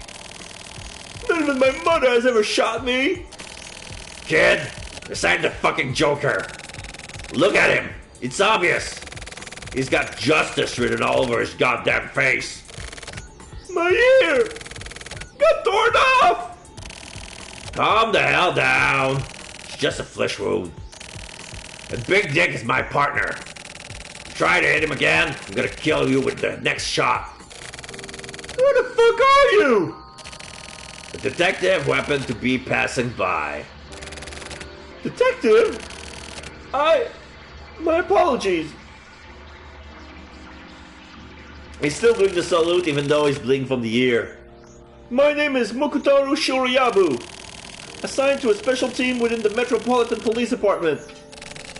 Is that so? I'm Kusabi, Regional Investigation Unit Investigator. I'm currently working on my own. I'm after this Joker too.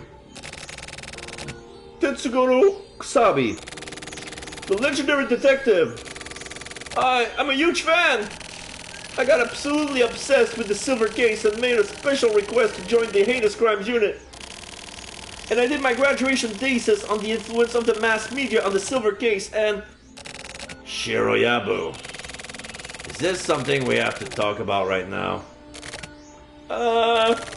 My apologies. I decided to become a police officer out of my admiration for you, the guy who brought in Kamui. That whole story been embellished way too much. In real life, I'm just some tired asshole guy. You disappointed? Not at all. You're actually super cool. That's nice enough, I guess. But don't let yourself get swayed too much by other people. The detective needs his own personal strengths. So, Kamui's gravity. You mean his criminal power was really that hardcore? Those eyes. That looks dangerous. Be careful. You've got the kind of face that demons love. Understood. One more thing. You are already dead. Excuse me? You've heard that line before, right? Omae wa no shinderu? Are you fucking with me? That's not a Fist of the North Star bullet, is it? No! I'm not gonna die! Whatever, you understand soon enough. Eat him before he eats you. I think you can manage it. Kusabi, after we're taking down the Joker, can I see you again? That's not something for me to decide. That's up to you. Where should I? Shoriyabu, I got a pop quiz for you. The Joker is waiting just past your answer. Okay. There are various theories about what could take the Joker down, but it's something to do with heart. A heart? No matter what happens, don't worry. Big Dick will protect you. Big Dick? Yeah, don't think about it too deeply. It's his detective nickname. You jealous? Please, call me by my name. And this guy protecting me, that sounds kind of cheesy. See ya, kid.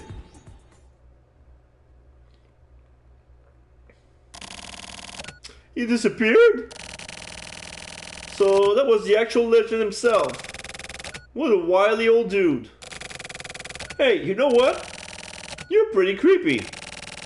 I'll do my own thing, so you just go ahead and do yours. By the way, you got the answer to Kusabi's quiz?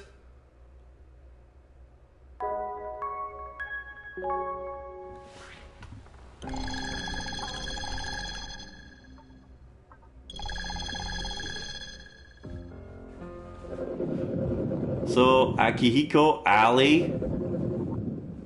Oh, yeah. Where is this? 3rd Street Yokocho? Is this really the answer to that quiz? Dude, you're just talking out of your ass, aren't you? And this place is really weird. So, you're just supposed to buy your drinks from the machine on your own then? The world is getting more and more self-servicey, I guess. So self-servicified, I guess. I mean, I don't really give a shit about that, but apparently the answer is here. Mister.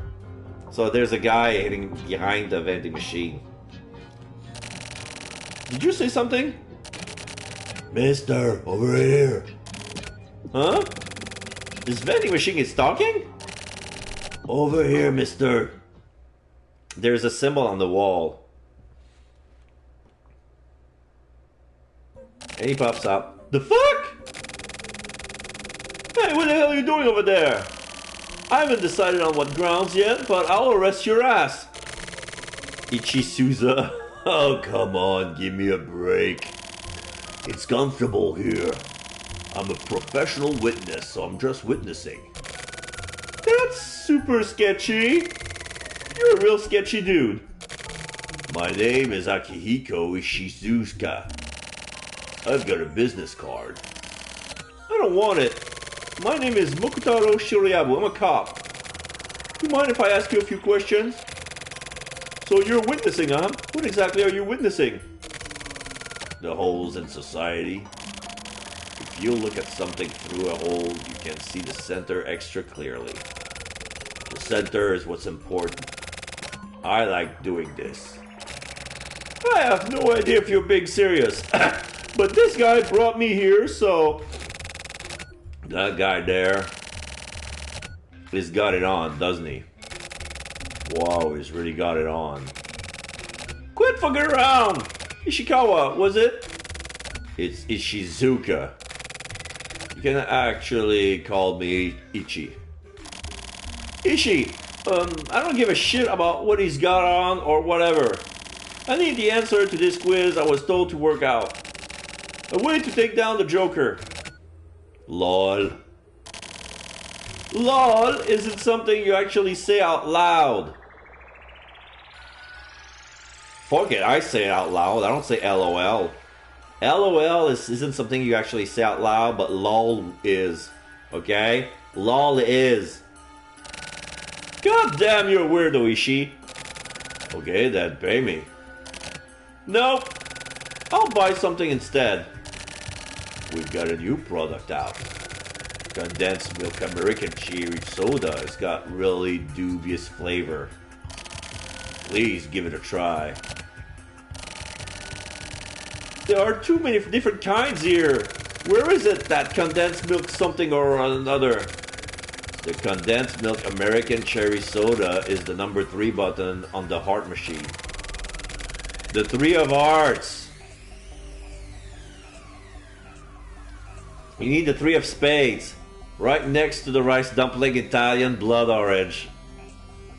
What? Those are drinks? Rice dumpling with Italian blood orange? Heart. Ah, this one. The number 3 button. Huh. Heart. Oh. So the answer to Kusabi's quiz is the 3 of hearts. LOL. Okay then. Hey Ishii. So do you know what's going on then? Nice job, witness. LOL, lol. Huh? My drink won't come out. This thing's broken. Please insert the coins. I put in 200 yen, but nothing happened. Ichi, this thing is broken after all. Seriously? Oh, come on. Please put the proper amount in. The hell? 30,000? That's bullshit. This is clearly a total ripoff. You know, witness fees. Hold up. It's just before payday, you know? I can't put out that kind of cash. Hey, partner, got the money? Well, shit. 30,000 yens for a drink, huh? Seriously? Fucking seriously? I got 30,000 yen. There.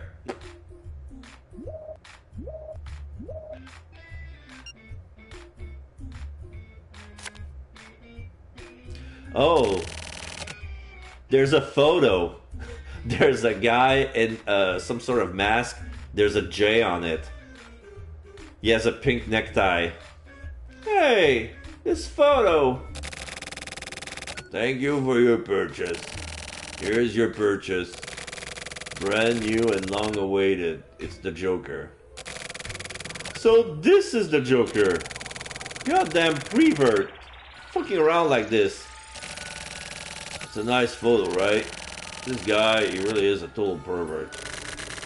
He's only chugged 2 whole liter of X coffee right here in front of my eyeballs. Ichi, you got any other info for me? He shows up pretty often at the Caravaggio Cafe at the West Gate. Thanks, Ichi. You'll be waiting here. Big Dick, let's hurry. I'll be looking forward to your next visit, Mr. Shiroyabu.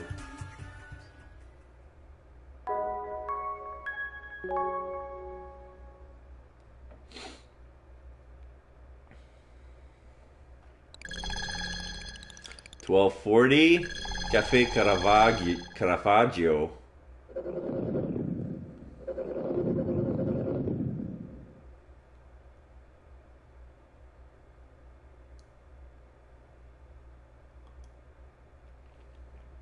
So this is the same coffee where, what's his face got shot.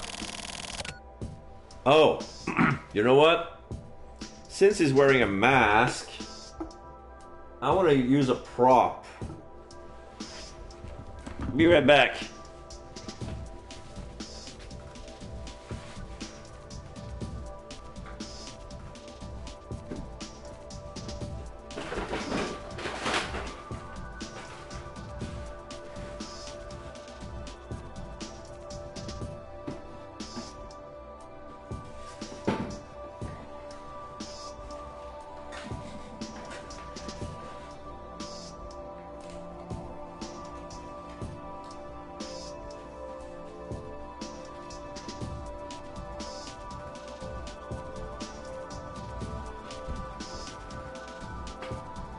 Okay.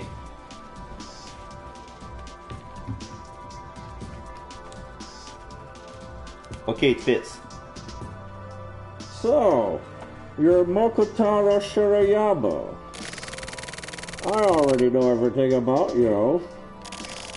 And I know that you won't pull your gun now.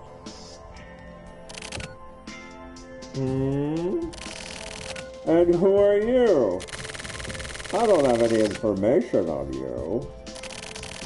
I don't know anything about you, but that's just as well.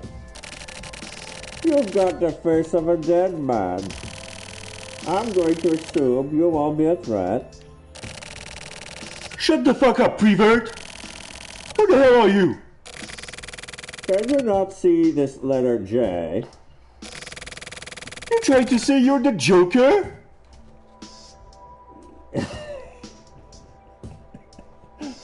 No, I'm actually Brain, you know. You think you know the darkness. I've simply been adopted. You've been simply be adopted by the darkness. I was born into it. Nurtured by it.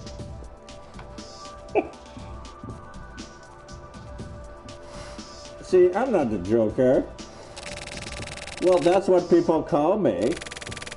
Do you know why? No, but first I'm gonna shut you up. There's a lot of... Pretty dramatic, right? There's a belt of explosive,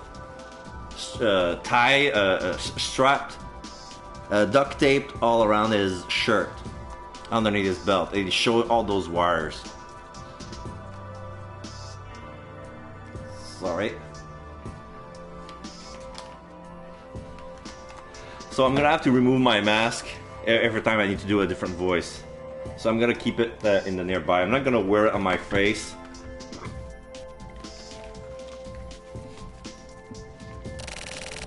I've seen this sort of thing on those detective shows before. I've always wanted to do this. It's sort of a cliche, but it has real impact for the viewers. That's fake. Is it?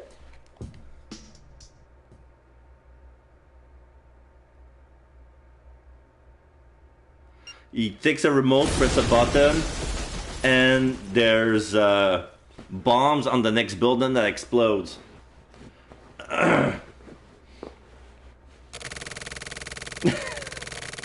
There's shards of glass all around the counter, and Shiroyabu is been shrapnelled by all those shards, so this left side of his face is completely covered in blood. His ears is bleeding again. And yeah, because he has some bandages. Now the bandages are off, and there's a lot of shrapnel on all his left leg and left arm. This is the least I can do to make sure I live up to my name. I can't let myself be overshadowed by those guys in Hollywood, after all. Son of a bitch. If you've got a death wish, then go ahead and kill me. Do that, and I've set it up so that the entirety of the 24th Ward will be blown sky high. Just a bit of insurance to make sure that everything works according to my plans. What the hell do you want? That gorilla Kazaka is listening in on this conversation, isn't he? ... I'm asking you whether or not he's listening. You want to see another explosion? Yeah, he's probably listening. Okay, so he's watching on that camera then. Well, that's lame. Even for a gorilla. Keep it up and you're gonna die. Stop trying to look cool. I want you to listen to me, and then I want you to identify me. What I'm about to say is basically scripture. And it's also a prayer. It was a day when the freeway was covered in snow. As usual, I drove up to the appliance retail store. Along the way, there were all sorts of cars with their hazard lights on, stopped dead in their tracks by the snow. Some of them have even flipped over. It took 3 times as long as usual to get there, and when I arrived, the store was not yet able to open, and the employees were desperately working to shovel away the snow. I helped out too. Some of the customers even helped out. That's the good thing about the countryside. Once we were finished shoveling the snow and the store was open, everyone started clapping as we all shook hands. That's when I met eyes with a woman with whom I'd been working together to move the snow. As she took off her hat and down jacket and changed into her uniform, she looked like a goddess. No, she was a goddess. She was in charge of one of the carriers at the cell phone area on the first floor. I worked next door in the PC section, and we used different cloakrooms and different exits, so I'd never had the chance to speak with her until then. My eyes were locked onto the goddess. Like the cannon of a broken tank, It was like she had locked onto my whole body and rapidly fired up missiles, turning my heart into Swiss cheese. I asked her out for lunch. She accepted. I asked her to come home with me. She accepted. I asked her to dinner, a family-style restaurant along the freeway. She accepted. I asked her out again the next day, and she accepted. Then the day after that, again, she accepted. And then, just like it says in the magazine, one day, 3 months later, I invited her to our hotel. She finally turned me down. But then I proposed to her. She accepted. For our honeymoon, we took a trip around 7 countries in Europe. The 7-day trip through 7 countries was exhausting, and more than the actual honeymoon itself, I mainly only remember all the packing. But the dinners we ate together were better than the family-style restaurant. And just like at the family restaurant, it was fun. 1 year later, we had a child. 3 years later, we had another child. The happiness I felt was unreal. I hoped that this dream, this happiness, would never end. We got life insurance and paid Social Security and started saving up money. I told her that if something were to happen and I were to die, I wanted her to watch over these kids until they're grown up. When I told her this, she cried like I'd never seen before. She said that a life where she lost me was no life at all. I cried too. I don't want to die. That's how I felt. We took the family out to a sort of weekend social function. She'd been to this gathering several times upon invitation from her friends, and I watched as she got our stuff together and greeted the people she knew and everything. I saw a face of her that I'd never seen before. It was like she had this aura around her. She was a goddess. Once the main event started, we split into teams and began a workshop. The bigger kids watched our children out in the garden. As we gradually got into it, the workshop continued. The team was about the causes of global warming. A variety of theories and stories were shared, with some people getting really passionate. More than global warming itself, I was paying close attention to my wife's speech. People bear people, irresponsible lives take other lives, and take other people's lives themselves. From there, invaders would destroy the earth, live the irresponsible lives, and go on to die. Do those lives and our own lives hold the same value? Should our respective life weights be considered equal? Educating those who need to be corrected through our gathering. As my wife concluded her talk, the people gathered there stood up and gave her a full standing ovation. Extremely happy myself, I also applauded her. The next moment, the power went out in the event hall, and someone appeared on the other side of the spotlight. Like a wrestler making an appearance at WrestleMania, he came out of the fog and walked along, expressionless, formally and robotically, as steam and fireworks lit a spat. My God, it's gotta be Kane. At that moment, it was like time had stopped as everyone began extolling praise and crying, praying at the feet of this mechanical man. I didn't feel a single bit of doubt about this strange world. To this day, I still don't know why. But it was his existence itself that made it that way. My very cells felt that it was a miracle that in this age we were this fixated on time.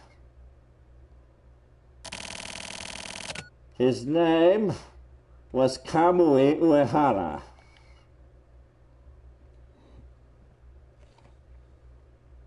And he's gone. Kamui! March 2nd, the Achisuka Dome explodes. Signs J.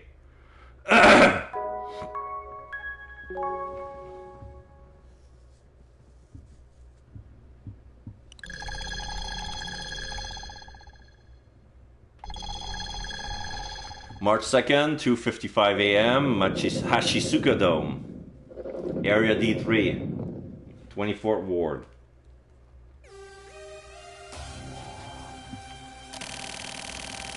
The media has spread the idea that the Joker was simply a grown man-child. But you alone know that he is a completely different person from what they want everyone to believe. Cheap terrorist plots, clumsy explosion and sniping. It was like a bunch of theatrical crimes. People only commit crimes that are within the scope of their own imagination. Kamui was something more than human. He committed acts of terrorism that broke the mold. They were based on both imagination and actual fate. Destroying illusions is a detective's job. Listen up and be careful. Put an end to this terrorism and kill him. Wake this goddamn Jimmer up. Go!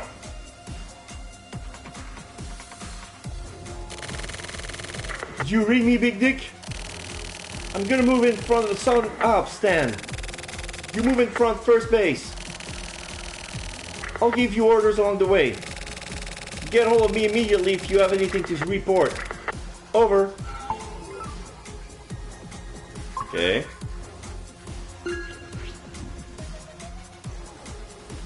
So it's a baseball stadium. So I'm going towards first. All right. So you joined my Discord. Thank you very much. We'll keep in touch. You gotta go. Thank you. No, my pleasure. Like, if I make one people laugh today, I've done my job. Thank you very much. Have a good one to yourself. Thank you so much. Take care, buddy. All's fine in the Southern Alps stand. I'm moving to the Central Alps stand. Okay, we're going towards first base.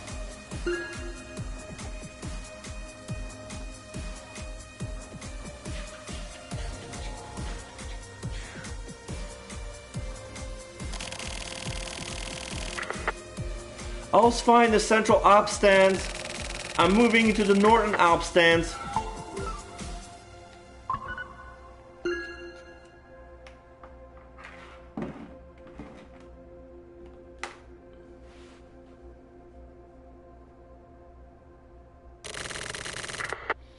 I found the mark. Let's lure him to the field. I'll move in front of third base. I'll move in from third base. You move over to the back nets. We don't yet know what the mark is armed with. Move carefully. Over.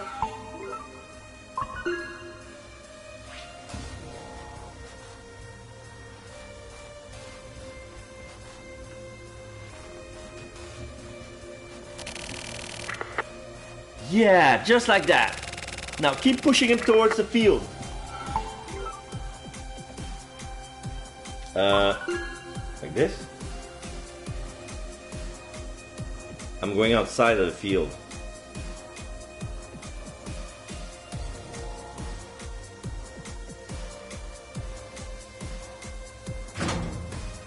Okay, I'm on the field. The mark is on the field. I'm gonna move onto the field now, too. Follow me in. Over.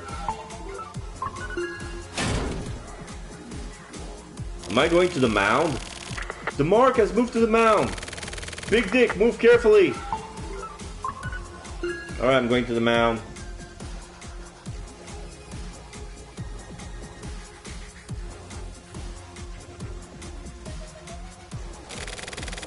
I'm moving on the mark.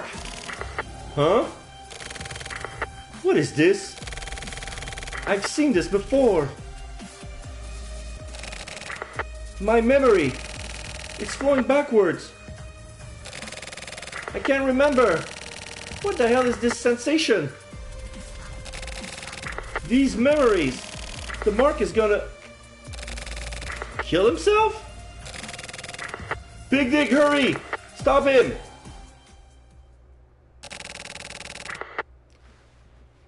Sakura Natsume. The chase is finished. quickly conclude your investigation. It's too dangerous now. The situation is way too dangerous. Think carefully and do anything within your power to make sure that nobody gets in and leave now. I'm praying for your safe return.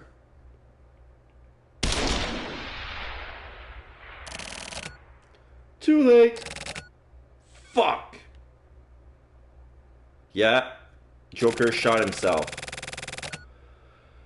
Time 3:13 a.m. The mark is not breathing. Remove the mask. So you're the Joker. His eyes is censored. Escaped through that. This guy. For some reason, this face looks exactly like Shiroyabu. I've seen him before. Who is he? It's me. I'm Mokotaro Shoriyabu. It's you.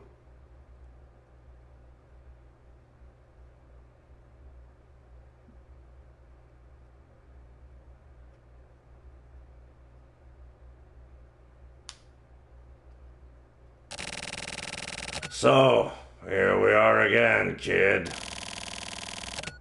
So, Michiru killed you, huh? But your life isn't over just yet. Stay alive. You're able to live over and over. Your name is Mokutaro Shiryabu. You don't know your real name, do you? Well, that's a given, I guess.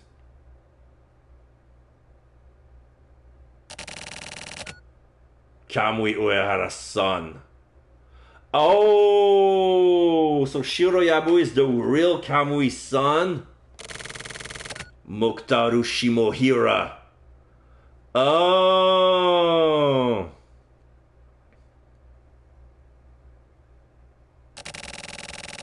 Okay, I'm leaving the rest to you, Atoba. Okay, Kuroyanagi, this is your new partner. Kamui's kid? Well, that sucks.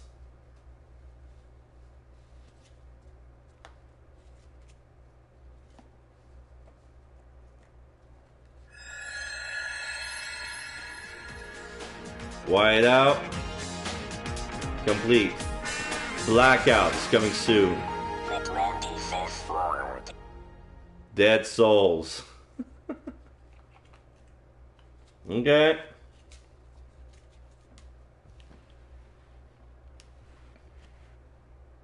Save data, yes.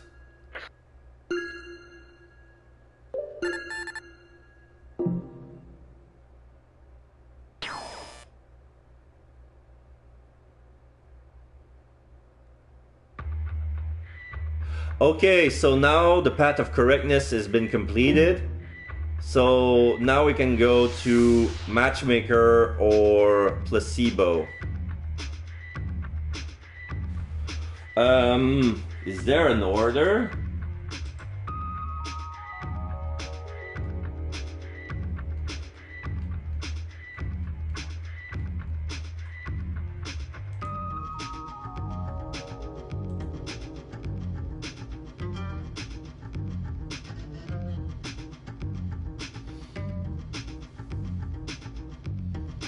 Okay, so it's gonna take another, okay. So I guess matchmaker is gonna be the second story. I still have some energy. Let's see how many chapters there are. 1, 2, 3, 4. So this one has 5. Okay.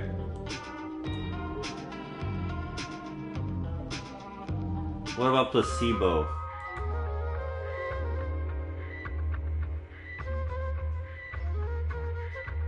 Oh, okay. So placebo is revolving around Morishima, the reporter from the Silver Case. So how many? So it's gonna be another.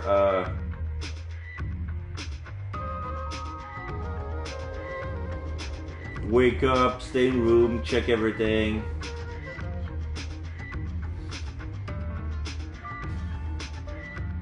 So this one has 6 chapter. All right, so there's 11 cases left. How am I gonna split this?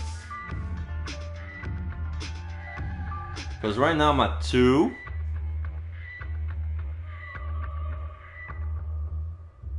I did 3. If I do that, there's gonna be 10.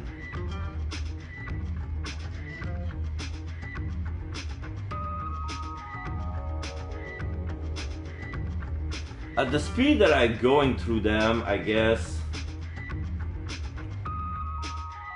I can do 2 more.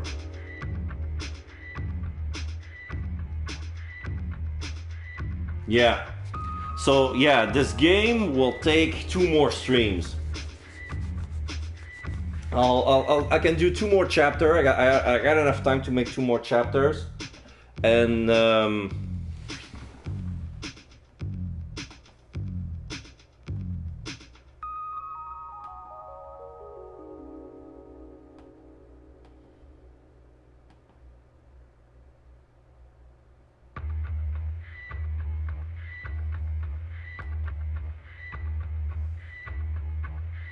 all right. So, Underground Theater, the Matchmaker chapter.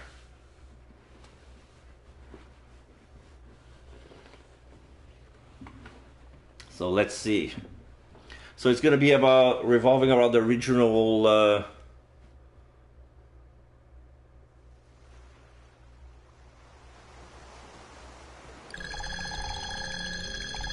25th Ward, Area A1, Seaside Park, Underground Theater. Okay. So, changed a bit. Suki, this is a new character. What voice do I give him? I'm gonna hydrate myself. Be right back. My throat is dry.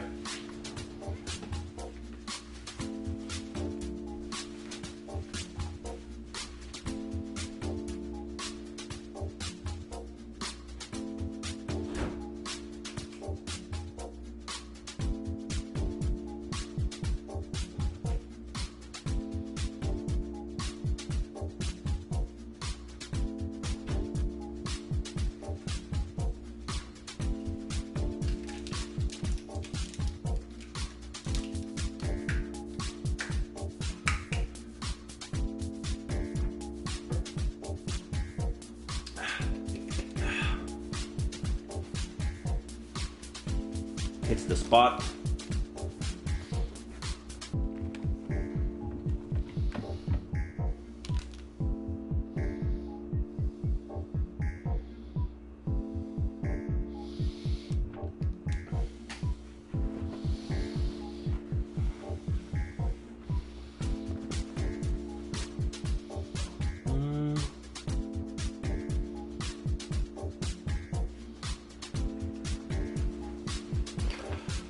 All right.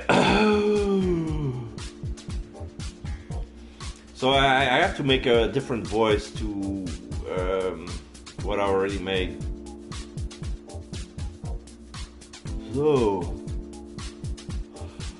I saw you ate your lunch, and it made me feel a bit uneasy. Osato, how come? Yesterday at the cafeteria, you had the B set, right? Huh? Yeah, so? And that comes with miso soup, right? So does the A set, though? Anyway, it comes with miso soup, right? And you ate your main dish and your rice, and then at the very end you slurped up that whole damn bowl of soup. Ah, so that's what you're talking about. It's a habit from when I was a kid. That's the problem. That B set includes the miso soup. You gotta eat the soup together with the rest of the set, otherwise it fucks up the flow of the meal. There's no longer any point in being a set, is there? That's just how I eat. Then fix that shit. Our job is to create the general flow of things. This is exactly the type of things you need to be more meticulous about. I'll be careful from now on. Oh yeah, also last week, you were eating Mont Blanc at your desk, weren't you? That's just... That apartment building, that's the scene of the crime, isn't it? Let's talk about this later.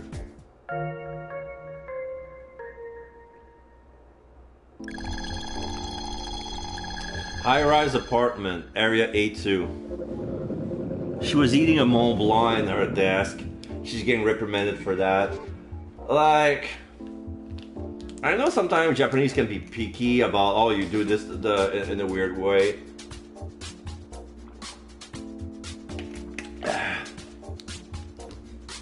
This is weird.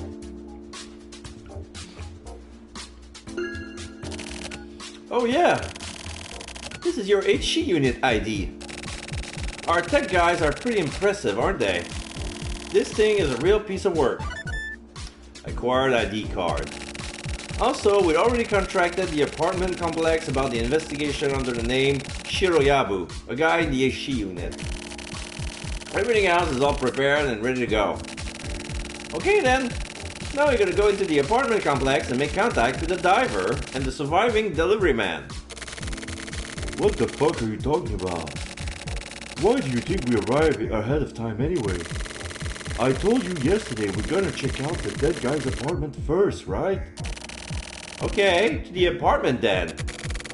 I'm gonna take the whole goddamn night to tell you about the Mont Blanc thing.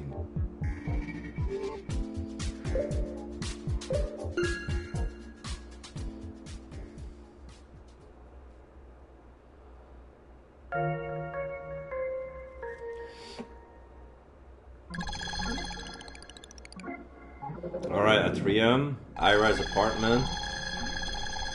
Undercover investigation.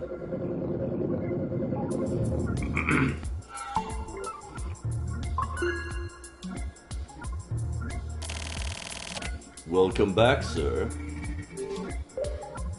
Item. Please show your ID. I will confirm your identity.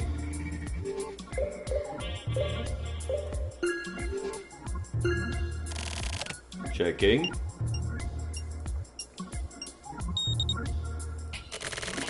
You're from the HC unit? Yes, that's right. If you're here to investigate the incident the other day... Oh no, actually, we've still got a few things we need to clean up after the scene. Have you made an appointment? Yes. About 3 days ago, someone from our unit set everything up. I'll check it out. My apologies, but could you please tell me the name of the person who contacted us with the request? Shiroyabu.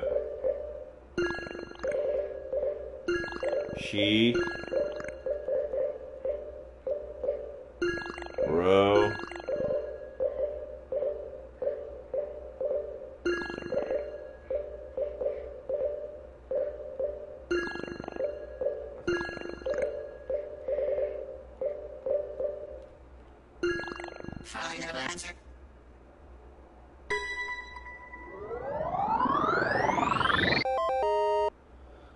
I want to make jabroni, but I don't think it would fit. Jaburo. No. I would have to make. I would have to stretch it out. Jaburoni with 2 N's. It would fit then, but no. The check is complete.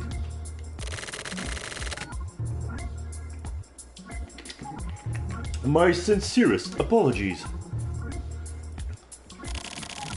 Not even a week has passed since the incident, so we're still rather nervous about everything. Please proceed.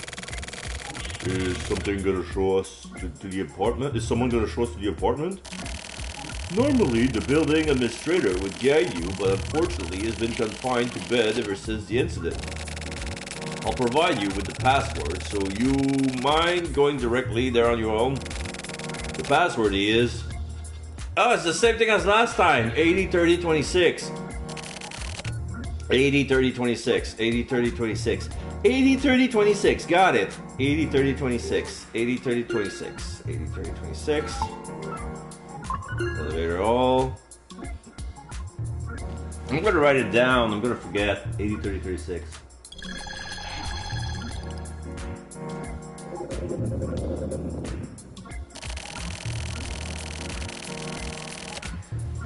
The apartment we're looking for is Area 7 on the 75th floor. This is a really luxurious apartment building. Rise high up and up in the ranks, and people live in a different world. What kind of place do you live in? Just a regular one-room apartment. Ah, I see. You? A 2-room plus kitchen newly built. The landlord is a relative, so I don't have to pay any rent. Man, I'm so lucky. I'm gonna spend 2 goddamn nights talking about that Mont Blanc thing.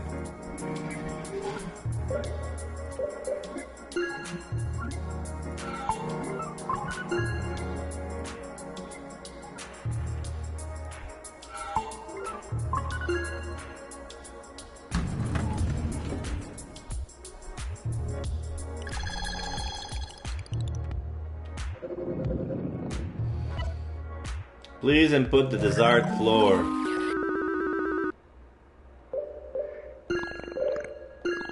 Final answer.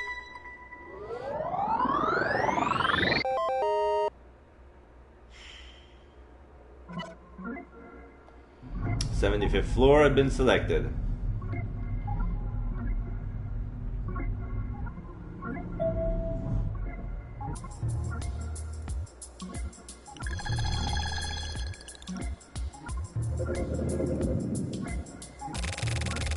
It's apartment number 7528. Okay.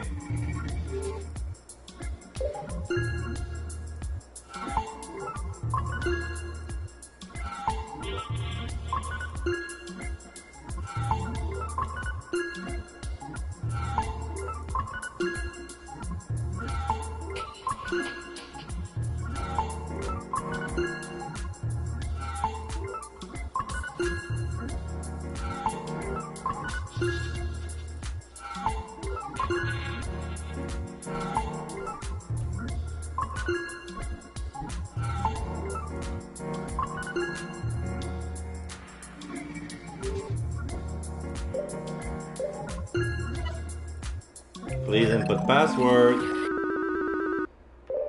8 0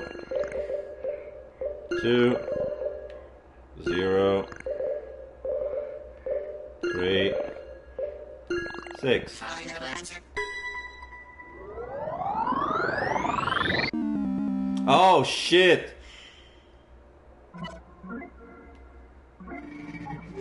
I think I did the same mistake. Sorry. 8 0 3 0 26. Final answer. I think yeah, I misplaced 2 numbers. Yeah. It's like 80 30 26 and I wrote 80 20 36. I did the same thing last time. Identity confirmed.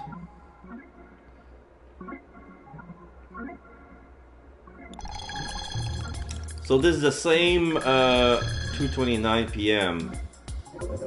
So it's the same as the first case, the crime scene.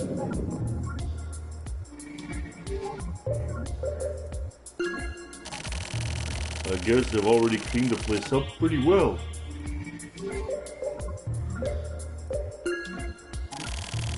But just to be safe, let's take a look at the situation at the time in question.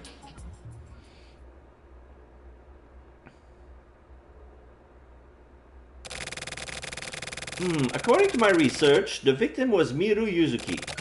Female. I'll skip over most of her personal data, but she was an extremely average, run-of-the-mill citizen and apparently listed as not applicable on the adjustment list. But the delivery man in charge of this district seems to have had some sort of misunderstanding, and she ended up being adjusted. Christ, just more damn hassle for us. Also, an HC unit detective named Sakaki, who participated in the investigation in this room, was also killed by the delivery man. Yeah, remember? I remember.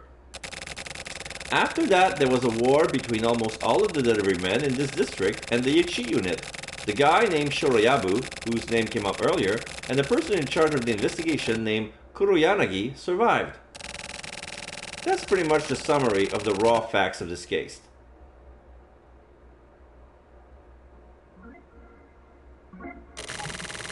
Oh, also, as for the news after the day of the incident, the HC unit has carefully sealed up all the info, so the newspaper and all the major media outlets are unaware of this case. Of course, we got our people working under the table, so we should be fine in that regard. Except 25 today, right? This year. UFOs. This paper, its angle on the story is pretty ridiculous, but these guys sometimes manage to get dangerously close to us, you know? Is it the sort of media outlet we should bother to warn about this? I mean, nobody takes this shit seriously anyway, being a D-level gossip rag and all. The chief said not to worry about it too much too. But you seem to be a pretty regular reader, huh? I like this kind of stuff. Question mark. Aliens and Yetis and shit like that. I've always been interested in that stuff. Is there something wrong with that? No, nothing wrong.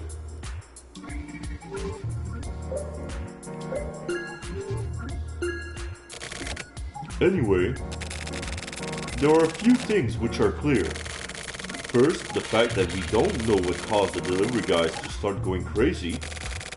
Next, the fact that there is no connection between the dead woman and us. Then, there's the fact that the HE unit may find out about us. The HE unit is a real pain to deal with.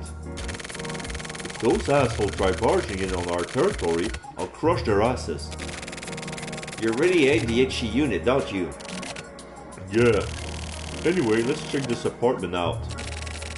Are we even going to find anything? The HE unit has already swept through once. Their investigations are garbage. Also, they had their own situation to deal with too. I doubt they bothered to really check every nook and cranny. Okay, got it. It looks gorgeous from the outside, but on the inside, the rooms are actually bleak and drab.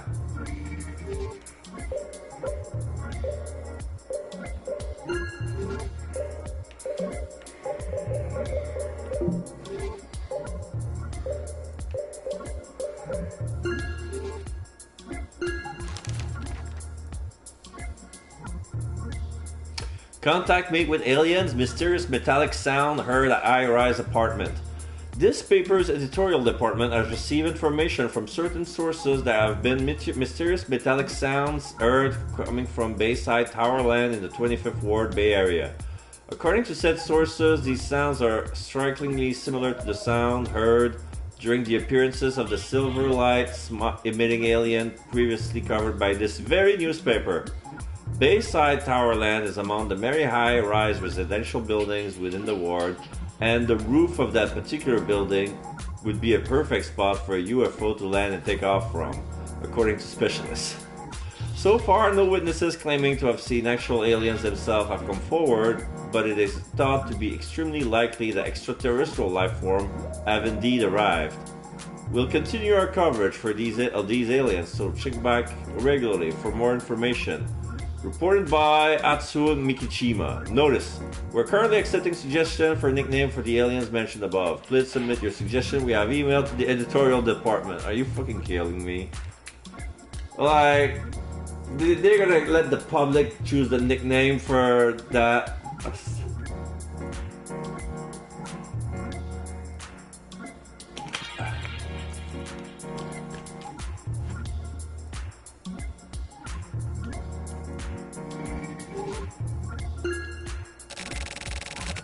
Can you see the hole?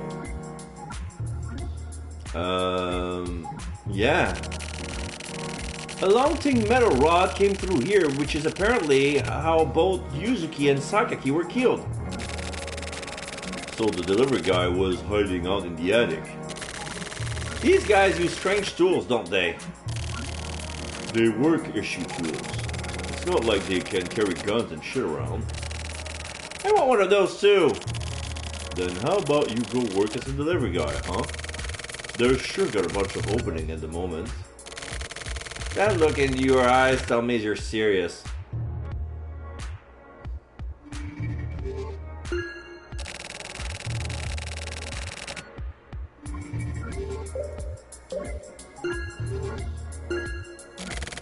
Hey, this CD!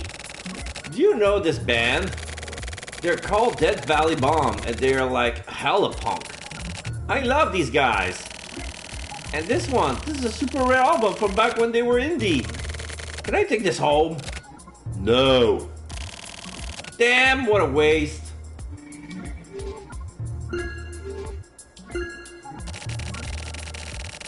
There aren't really any other noteworthy CDs. Shit, sorry, we're investigating, weren't we?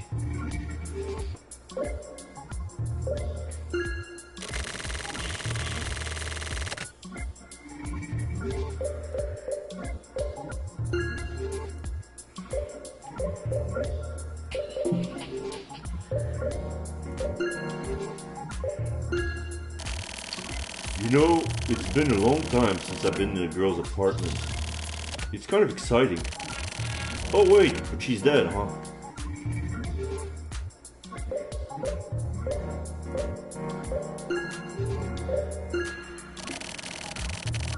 Looks like she was into fortune telling. She had all kinds of books on it. Your astrological fortune as told by your soul. Hey Osato, what's your sign? I'm a Capricorn! Okay then, Capricorn says, this month you're lacking in soul, so be wary of accidents. Sounds fitting. That's the problem with the kind of weirdo who only drinks miso soup. You're lacking in soul. Miso soup has nothing to do with it! What's up with this soul stuff anyway? Fuck if I know. But I'm pretty sure this is spot on. You don't seem like you have any soul.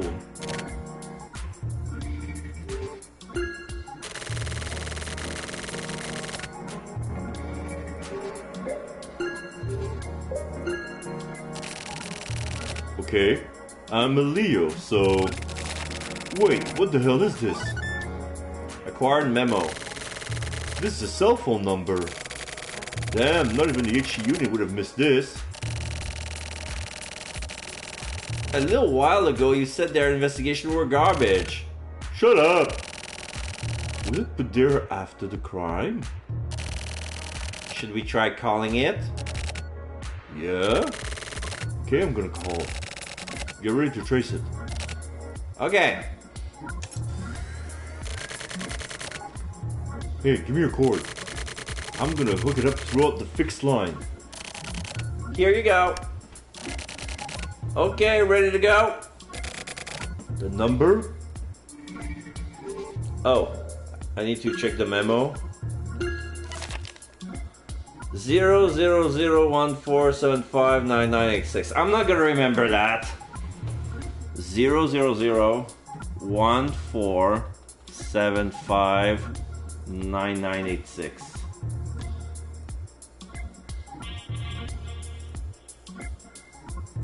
Okay.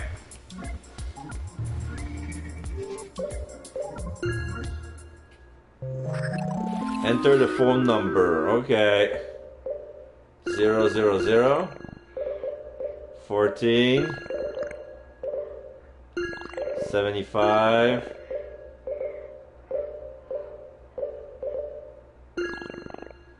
9986. Final answer.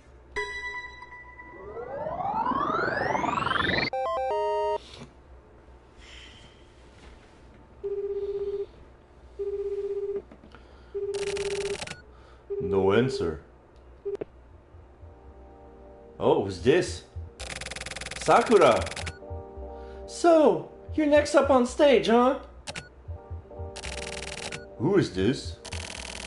There's someone else there with you, too. All these new cast members appear, livening up the stage, and now here comes some more, pouring in from the cracks in the 25th ward.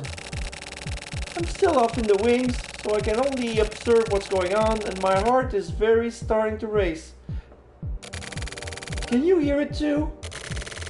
That voice. The orchestra plays the opening notes and the play proceeds. This is a performance for the purpose of lowering the curtain. Once the curtain drops, it begins anew again. Everything begins again. The cipher script, stare down the director. Everything is supposed to be led by the stars of the show. And the star name is Kamui. Kamui? Exclamation mark. Kamui will kill the life.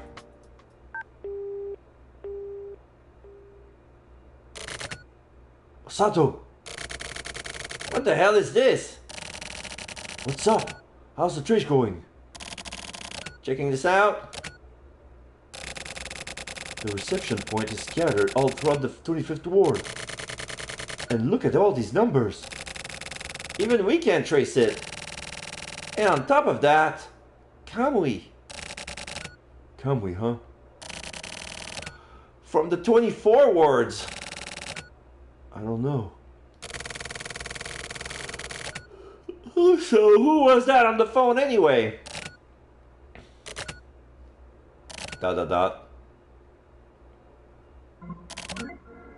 Ah! What's up? It's about time to make contact with the diver. Yeah. Okay, I'll look into this phone call when I get back to the office. Save the call data. Got it. So, have the diver and the delivery guy been moving? Nothing yet. The diver is in his room. 2 delivery guys are apparently heading this way now. I guess with those ID chips embedded in their bodies, it's pretty useless to try to run away, huh? Where's the room? 12th floor from 12010. Room 12010. Let's go. 12010, 12010. Sakura? No, no way. So he thinks it's Sakura. Oh, there's a guy. Ishiki. Looks like a Yakuza. He's having a weird pattern, yellow and purple vest. It's okay. It's all cause and effect, I guess.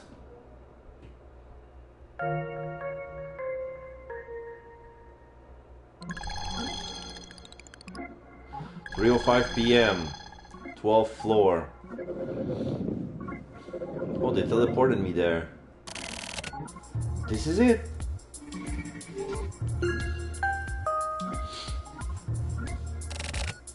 Yes? Hello, I'm here for the ward office. Hello, Mr. Kamoguchi. It's okay. May we? Anyway, please excuse the intrusion.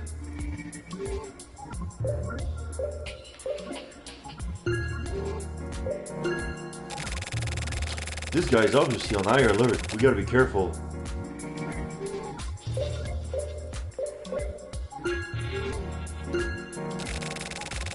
Come on, Mr. Kamoguchi, there's no need to be so defensive, peeking out through the door like that. Dumb as ever, as I see, Osato. Am I? I may not look it, but I'm actually a pretty serious guy, you know? Get the fuck out of here.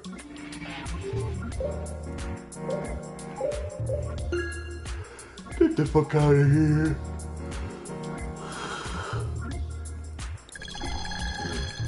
Room 12010.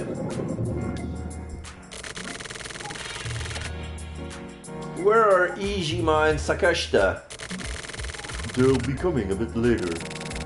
I thought I'd have a nice long talk with you first. I see. Well then, Let's talk. Kamoguchi, about the other day. What exactly was that about anyway? I believe I sent my report to the Regional Adjustment Bureau. Well, I read that report, and basically what you're trying to say is cause unknown, right? Because of that report, we have to come out into the field to investigate and conduct B-rings and all that. We're gonna need to get a few more details from you today. And I guess you wasted your time. Huh? It's just like I wrote in the report. I have no idea whatsoever what the delivery guy did what they did. I'm serious. It's like they just came undone and went crazy. I don't know anything. No word of a lie. You guys have to explain that to the higher ups. Come on, please. Nuh-uh, Kamubushi. You've set up shop in the area as a diver to monitor the delivery guys, right? You say you have no idea what they went all balls out, but you wouldn't have that mean that you basically just fail. But wouldn't that mean that you basically just fail at your job? Also, our area control system is top-notch. If it was being used properly, then that sort of thing wouldn't have happened, and the simulation carried out thousands of times on the computers at Central Administration have proven that.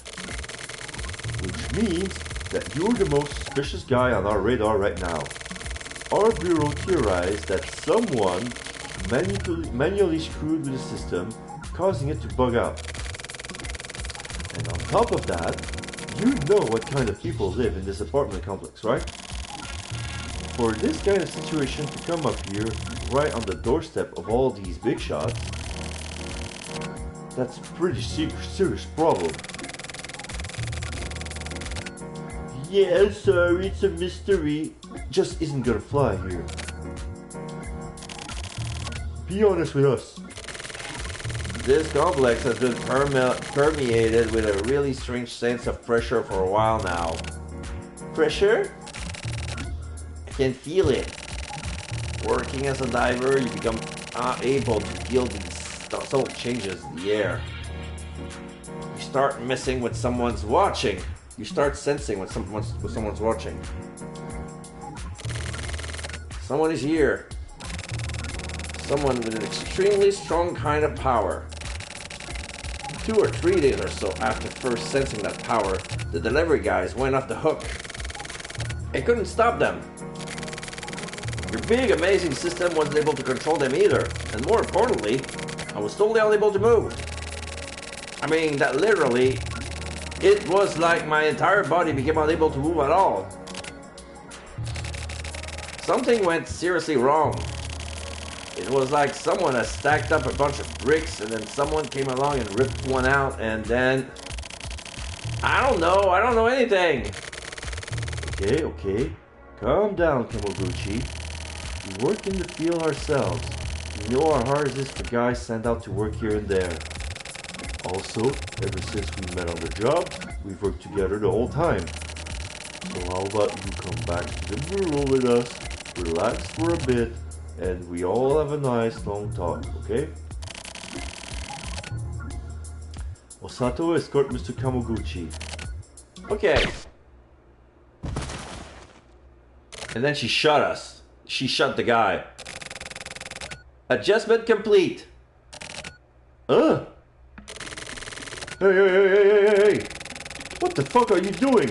Why the hell did you shoot him? Huh? Weren't we supposed to come out here for adjustment? To bring him in! We were supposed to bring this guy in! I explained this yesterday, didn't I? I told you, right? What the fuck is wrong with you? Are you sure that's what? You idiot! You stupid fucking idiot! What the fuck is your problem? Fucking hell, what the hell are we gonna do now? We were supposed to bring it in, send him for cerebral inspection, and then carry out the adjustment, but Mr. fucking Processor over here has to go and do some dumbass shit like the goddamn HC unit. That's why I keep telling you that if you do stupid shit like drinking your soup by itself, you're gonna end up fucking up the process for other stuff too. Oh, for real? You said to escort him, so I just assumed that you meant like, you know, to the next life or whatever. don't you fucking laugh at this. Sorry. So what the fuck are we gonna do now? You know the delivery guys are on their way here now, right? Yes, like maybe we should leave then? You realize that doing some out of the ordinary shit like this here in the 25th Ward is gonna make us look suspicious, right? Those guys may be watching us right now, and if they see this, they're gonna get scared and run off somewhere. But with their ID chip, we can find out where. These guys are aware of that chip and are gonna take desperate measures and run for their lives. Do you know the expression, a cornered rat would bite a cat? Shit is gonna get really goddamn tedious for us now.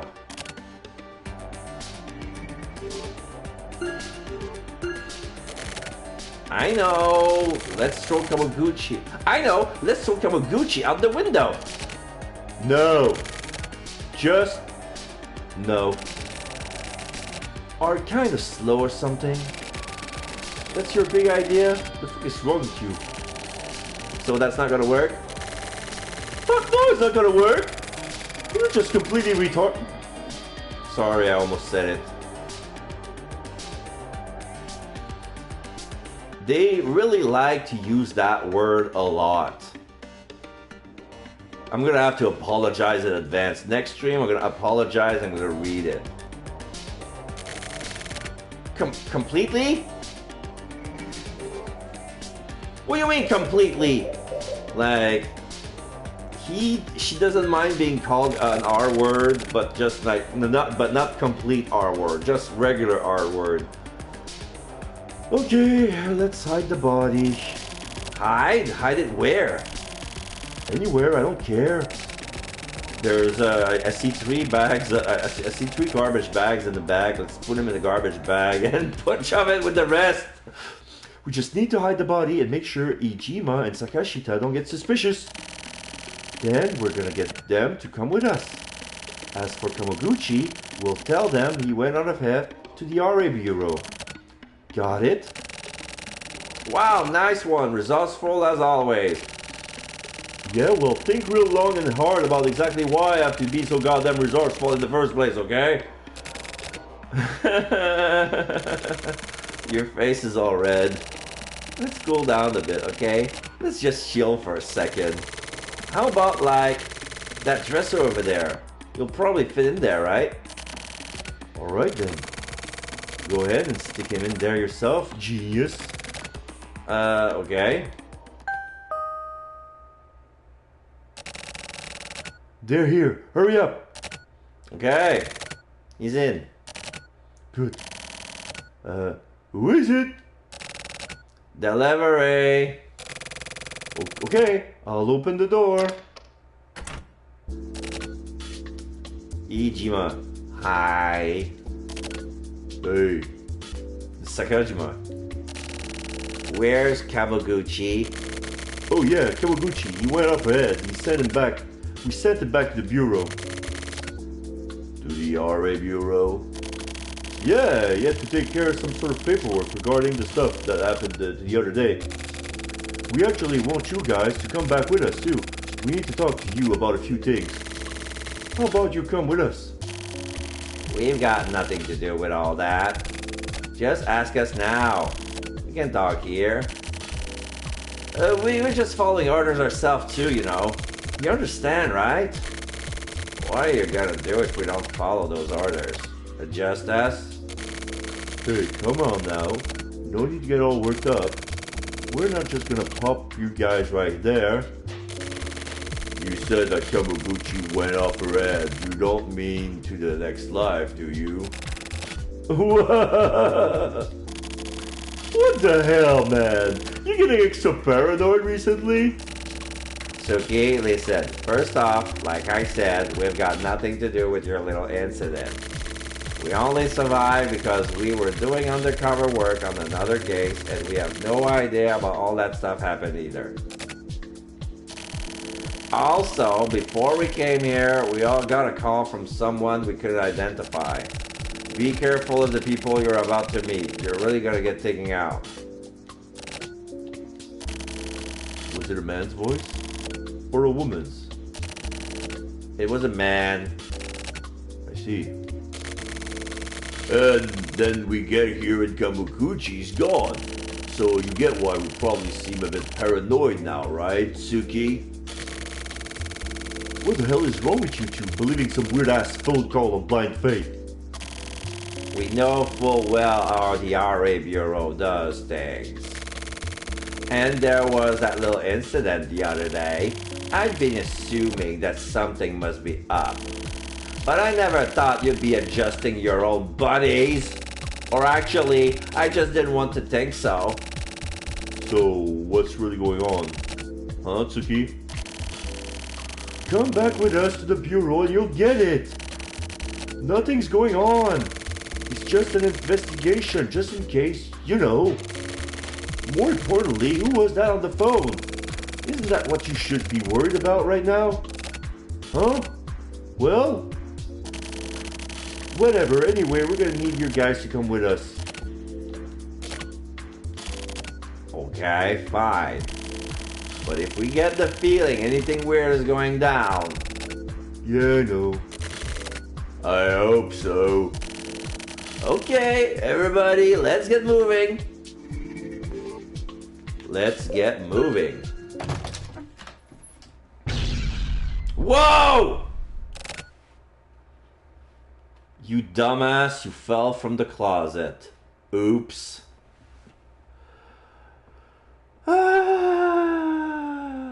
Bloodbath. Initiating bloodbath sequence.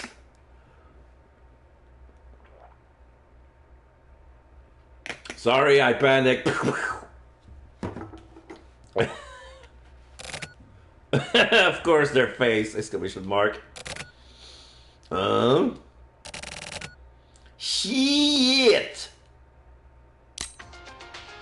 Picks a knife, picks a gun, slit a throat, and then shoot the guy. Gah! So they reacted fast. Tsuki had a knife. And Sakajima produced a knife as well. And then they were like, slick, boom.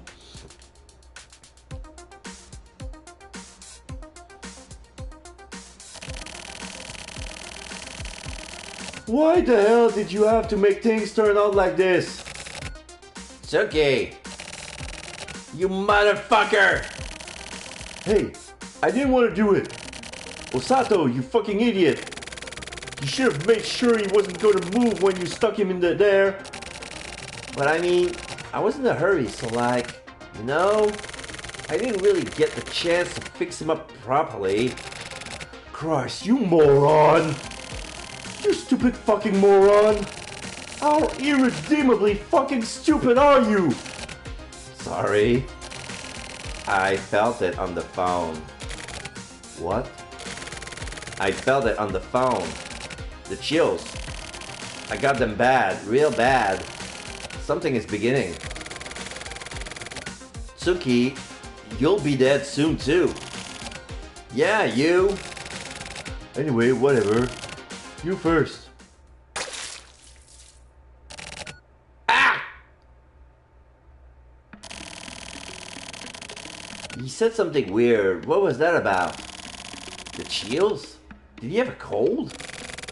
He's dead now, so he doesn't have to worry about that anymore, but so you know, whatever. So, why in the hell do we now have 3 bodies lying around this room? Yeah, really. How strange, right? You want to become number 4? No. Whatever.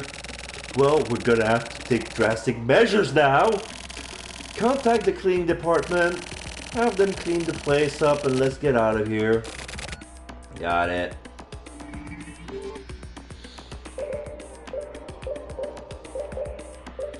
Oh, I cannot move out.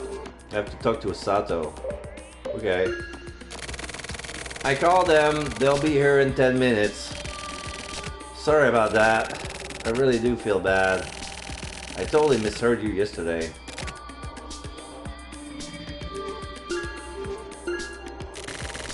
But what did you think of my quick draw there? I've been practicing. Whip it out, peel one off, and BAM! On the floor. Damn, it feels good. Yeah, you're definitely gonna be number 4. No, no, no. I'm just kidding. Hey, Tsuki-san. You're getting a phone call. It's not me. That's yours, isn't it? No, not mine. It's Ijima's phone. Don't answer it. Let the machine get it. Okay. So, are they both dead? Listen, I'm saying this to whoever be listening in. The 25th ward is done, and your lifelines have burned out. The hunters are about to become the hunted. Prepare yourselves. This must be the caller Ijima was talking about. This isn't just someone fucking around. I'm gonna take this phone. We'll have it analyzed later. Maijima. What a shocking scene. Who did it? Was it you guys? Okay, freeze. You're under arrest. I'm taking your asses in. Maijima? Hi. Christ. Look, can you not do this kind of shit like 3 people at once? You know how much of a hassle it makes our job just by adjusting one person, right? Sorry. We fucked this one up. I'll hear your explanation later. Anyway, let's get to work. Roger. So Osato took them both out at once, huh? That's pretty impressive.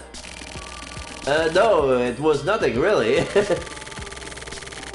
But adjustment is something that needs to be dealt with really carefully. It was you who triggered this whole debacle, right? Yes, I'm really sorry. Also, Atsuki, did you find you did this guy here, yeah? Yeah, that's right. Look at this. He died with this weird smile. His face really kind of pisses me off.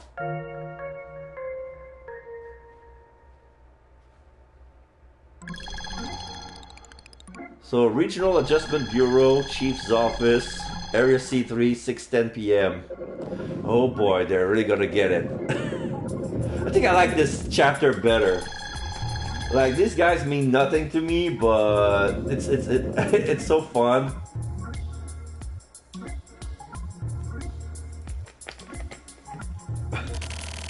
Kiryu! Alright, I'm gonna give my Kiryu voice. It's not the same Kiryu, it's like an old man, a bald old man, a short man with a brown suit. Like, he's no bigger than the rotating chair is sitting on. Okay. Tsuki, this isn't like you. Sorry, Chief. Osato's a rookie. Keeping it under control is your job, right? If only I talked to him about the Mont Blanc thing. Huh? What's Mont Blanc? Sorry, it's nothing. Never mind. Anyway, fortunately we were able to clean this up ourselves.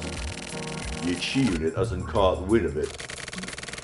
The higher up think that Ijima and Sakashita instigated this and caused Kamoguchi to pull the trigger. We were somehow able to get them to chalk this up as a group of guys going off on each other. But the original plan wasn't carried out. This is clearly a blatant screw-up. Bear that in mind, Tsuki. I have faith in you. Don't let me down. Yes, sir. Also, don't let Osato get too close to the flames. He isn't just some random staff member. Take proper care of him. I know. I read the report. Regarding the pressure Kamoguchi felt at the person who called Ijima's cell phone, I have a feeling that these points are connected to the name that woman you spoke to on the phone tossed out. Kamui. What do you think? Chief, please let me follow up on this. I thought you'd say that. No matter what kind of info may come up, you just can't ignore Kamui. That's right. Either way, we have to immediately adjust and remove the element that is destabilizing the 25th Ward system. And this particular element is absolutely not to be underestimated. We're going to continue the investigation into this matter. Keep working on it along with the rest of this case and find out what's really going on. Thank you. Kamui will kill the life, huh? Huh. Do you think we're really gonna let something like that happen? I'm not about to let anyone kill this life. We're the man behind the curtain at the 25th Ward. We're gonna stop this. Right, Tsuki? Yes. Basically, this is our job. Save the life.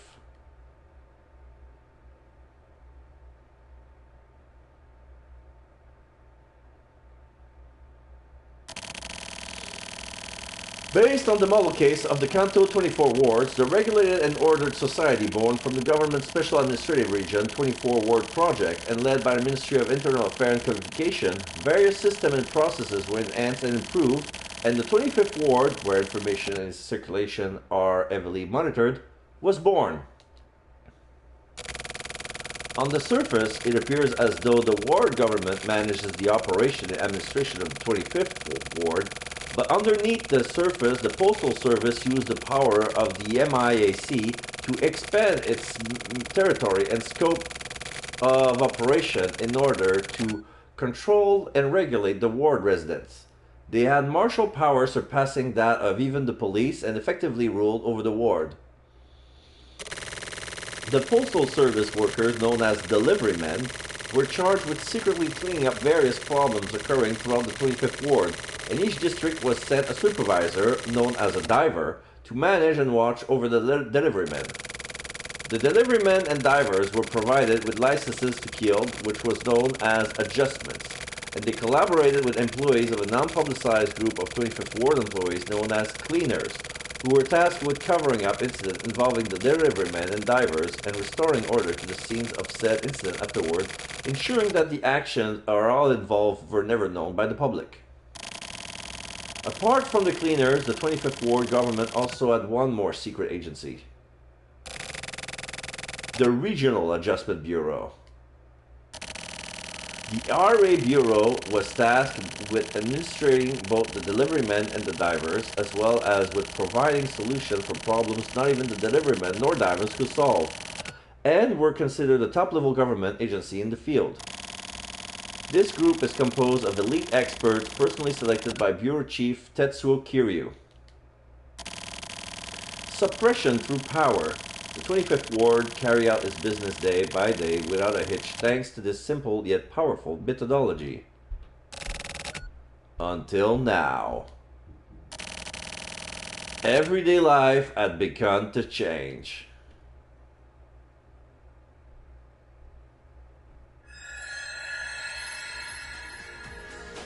Underground Theater complete. Quiet Cradle is coming soon. Heroes and villains. Alright. So, I guess... No, I don't think I have enough energy for another chapter. This was a nice dip into this chapter. We're gonna save on top of here.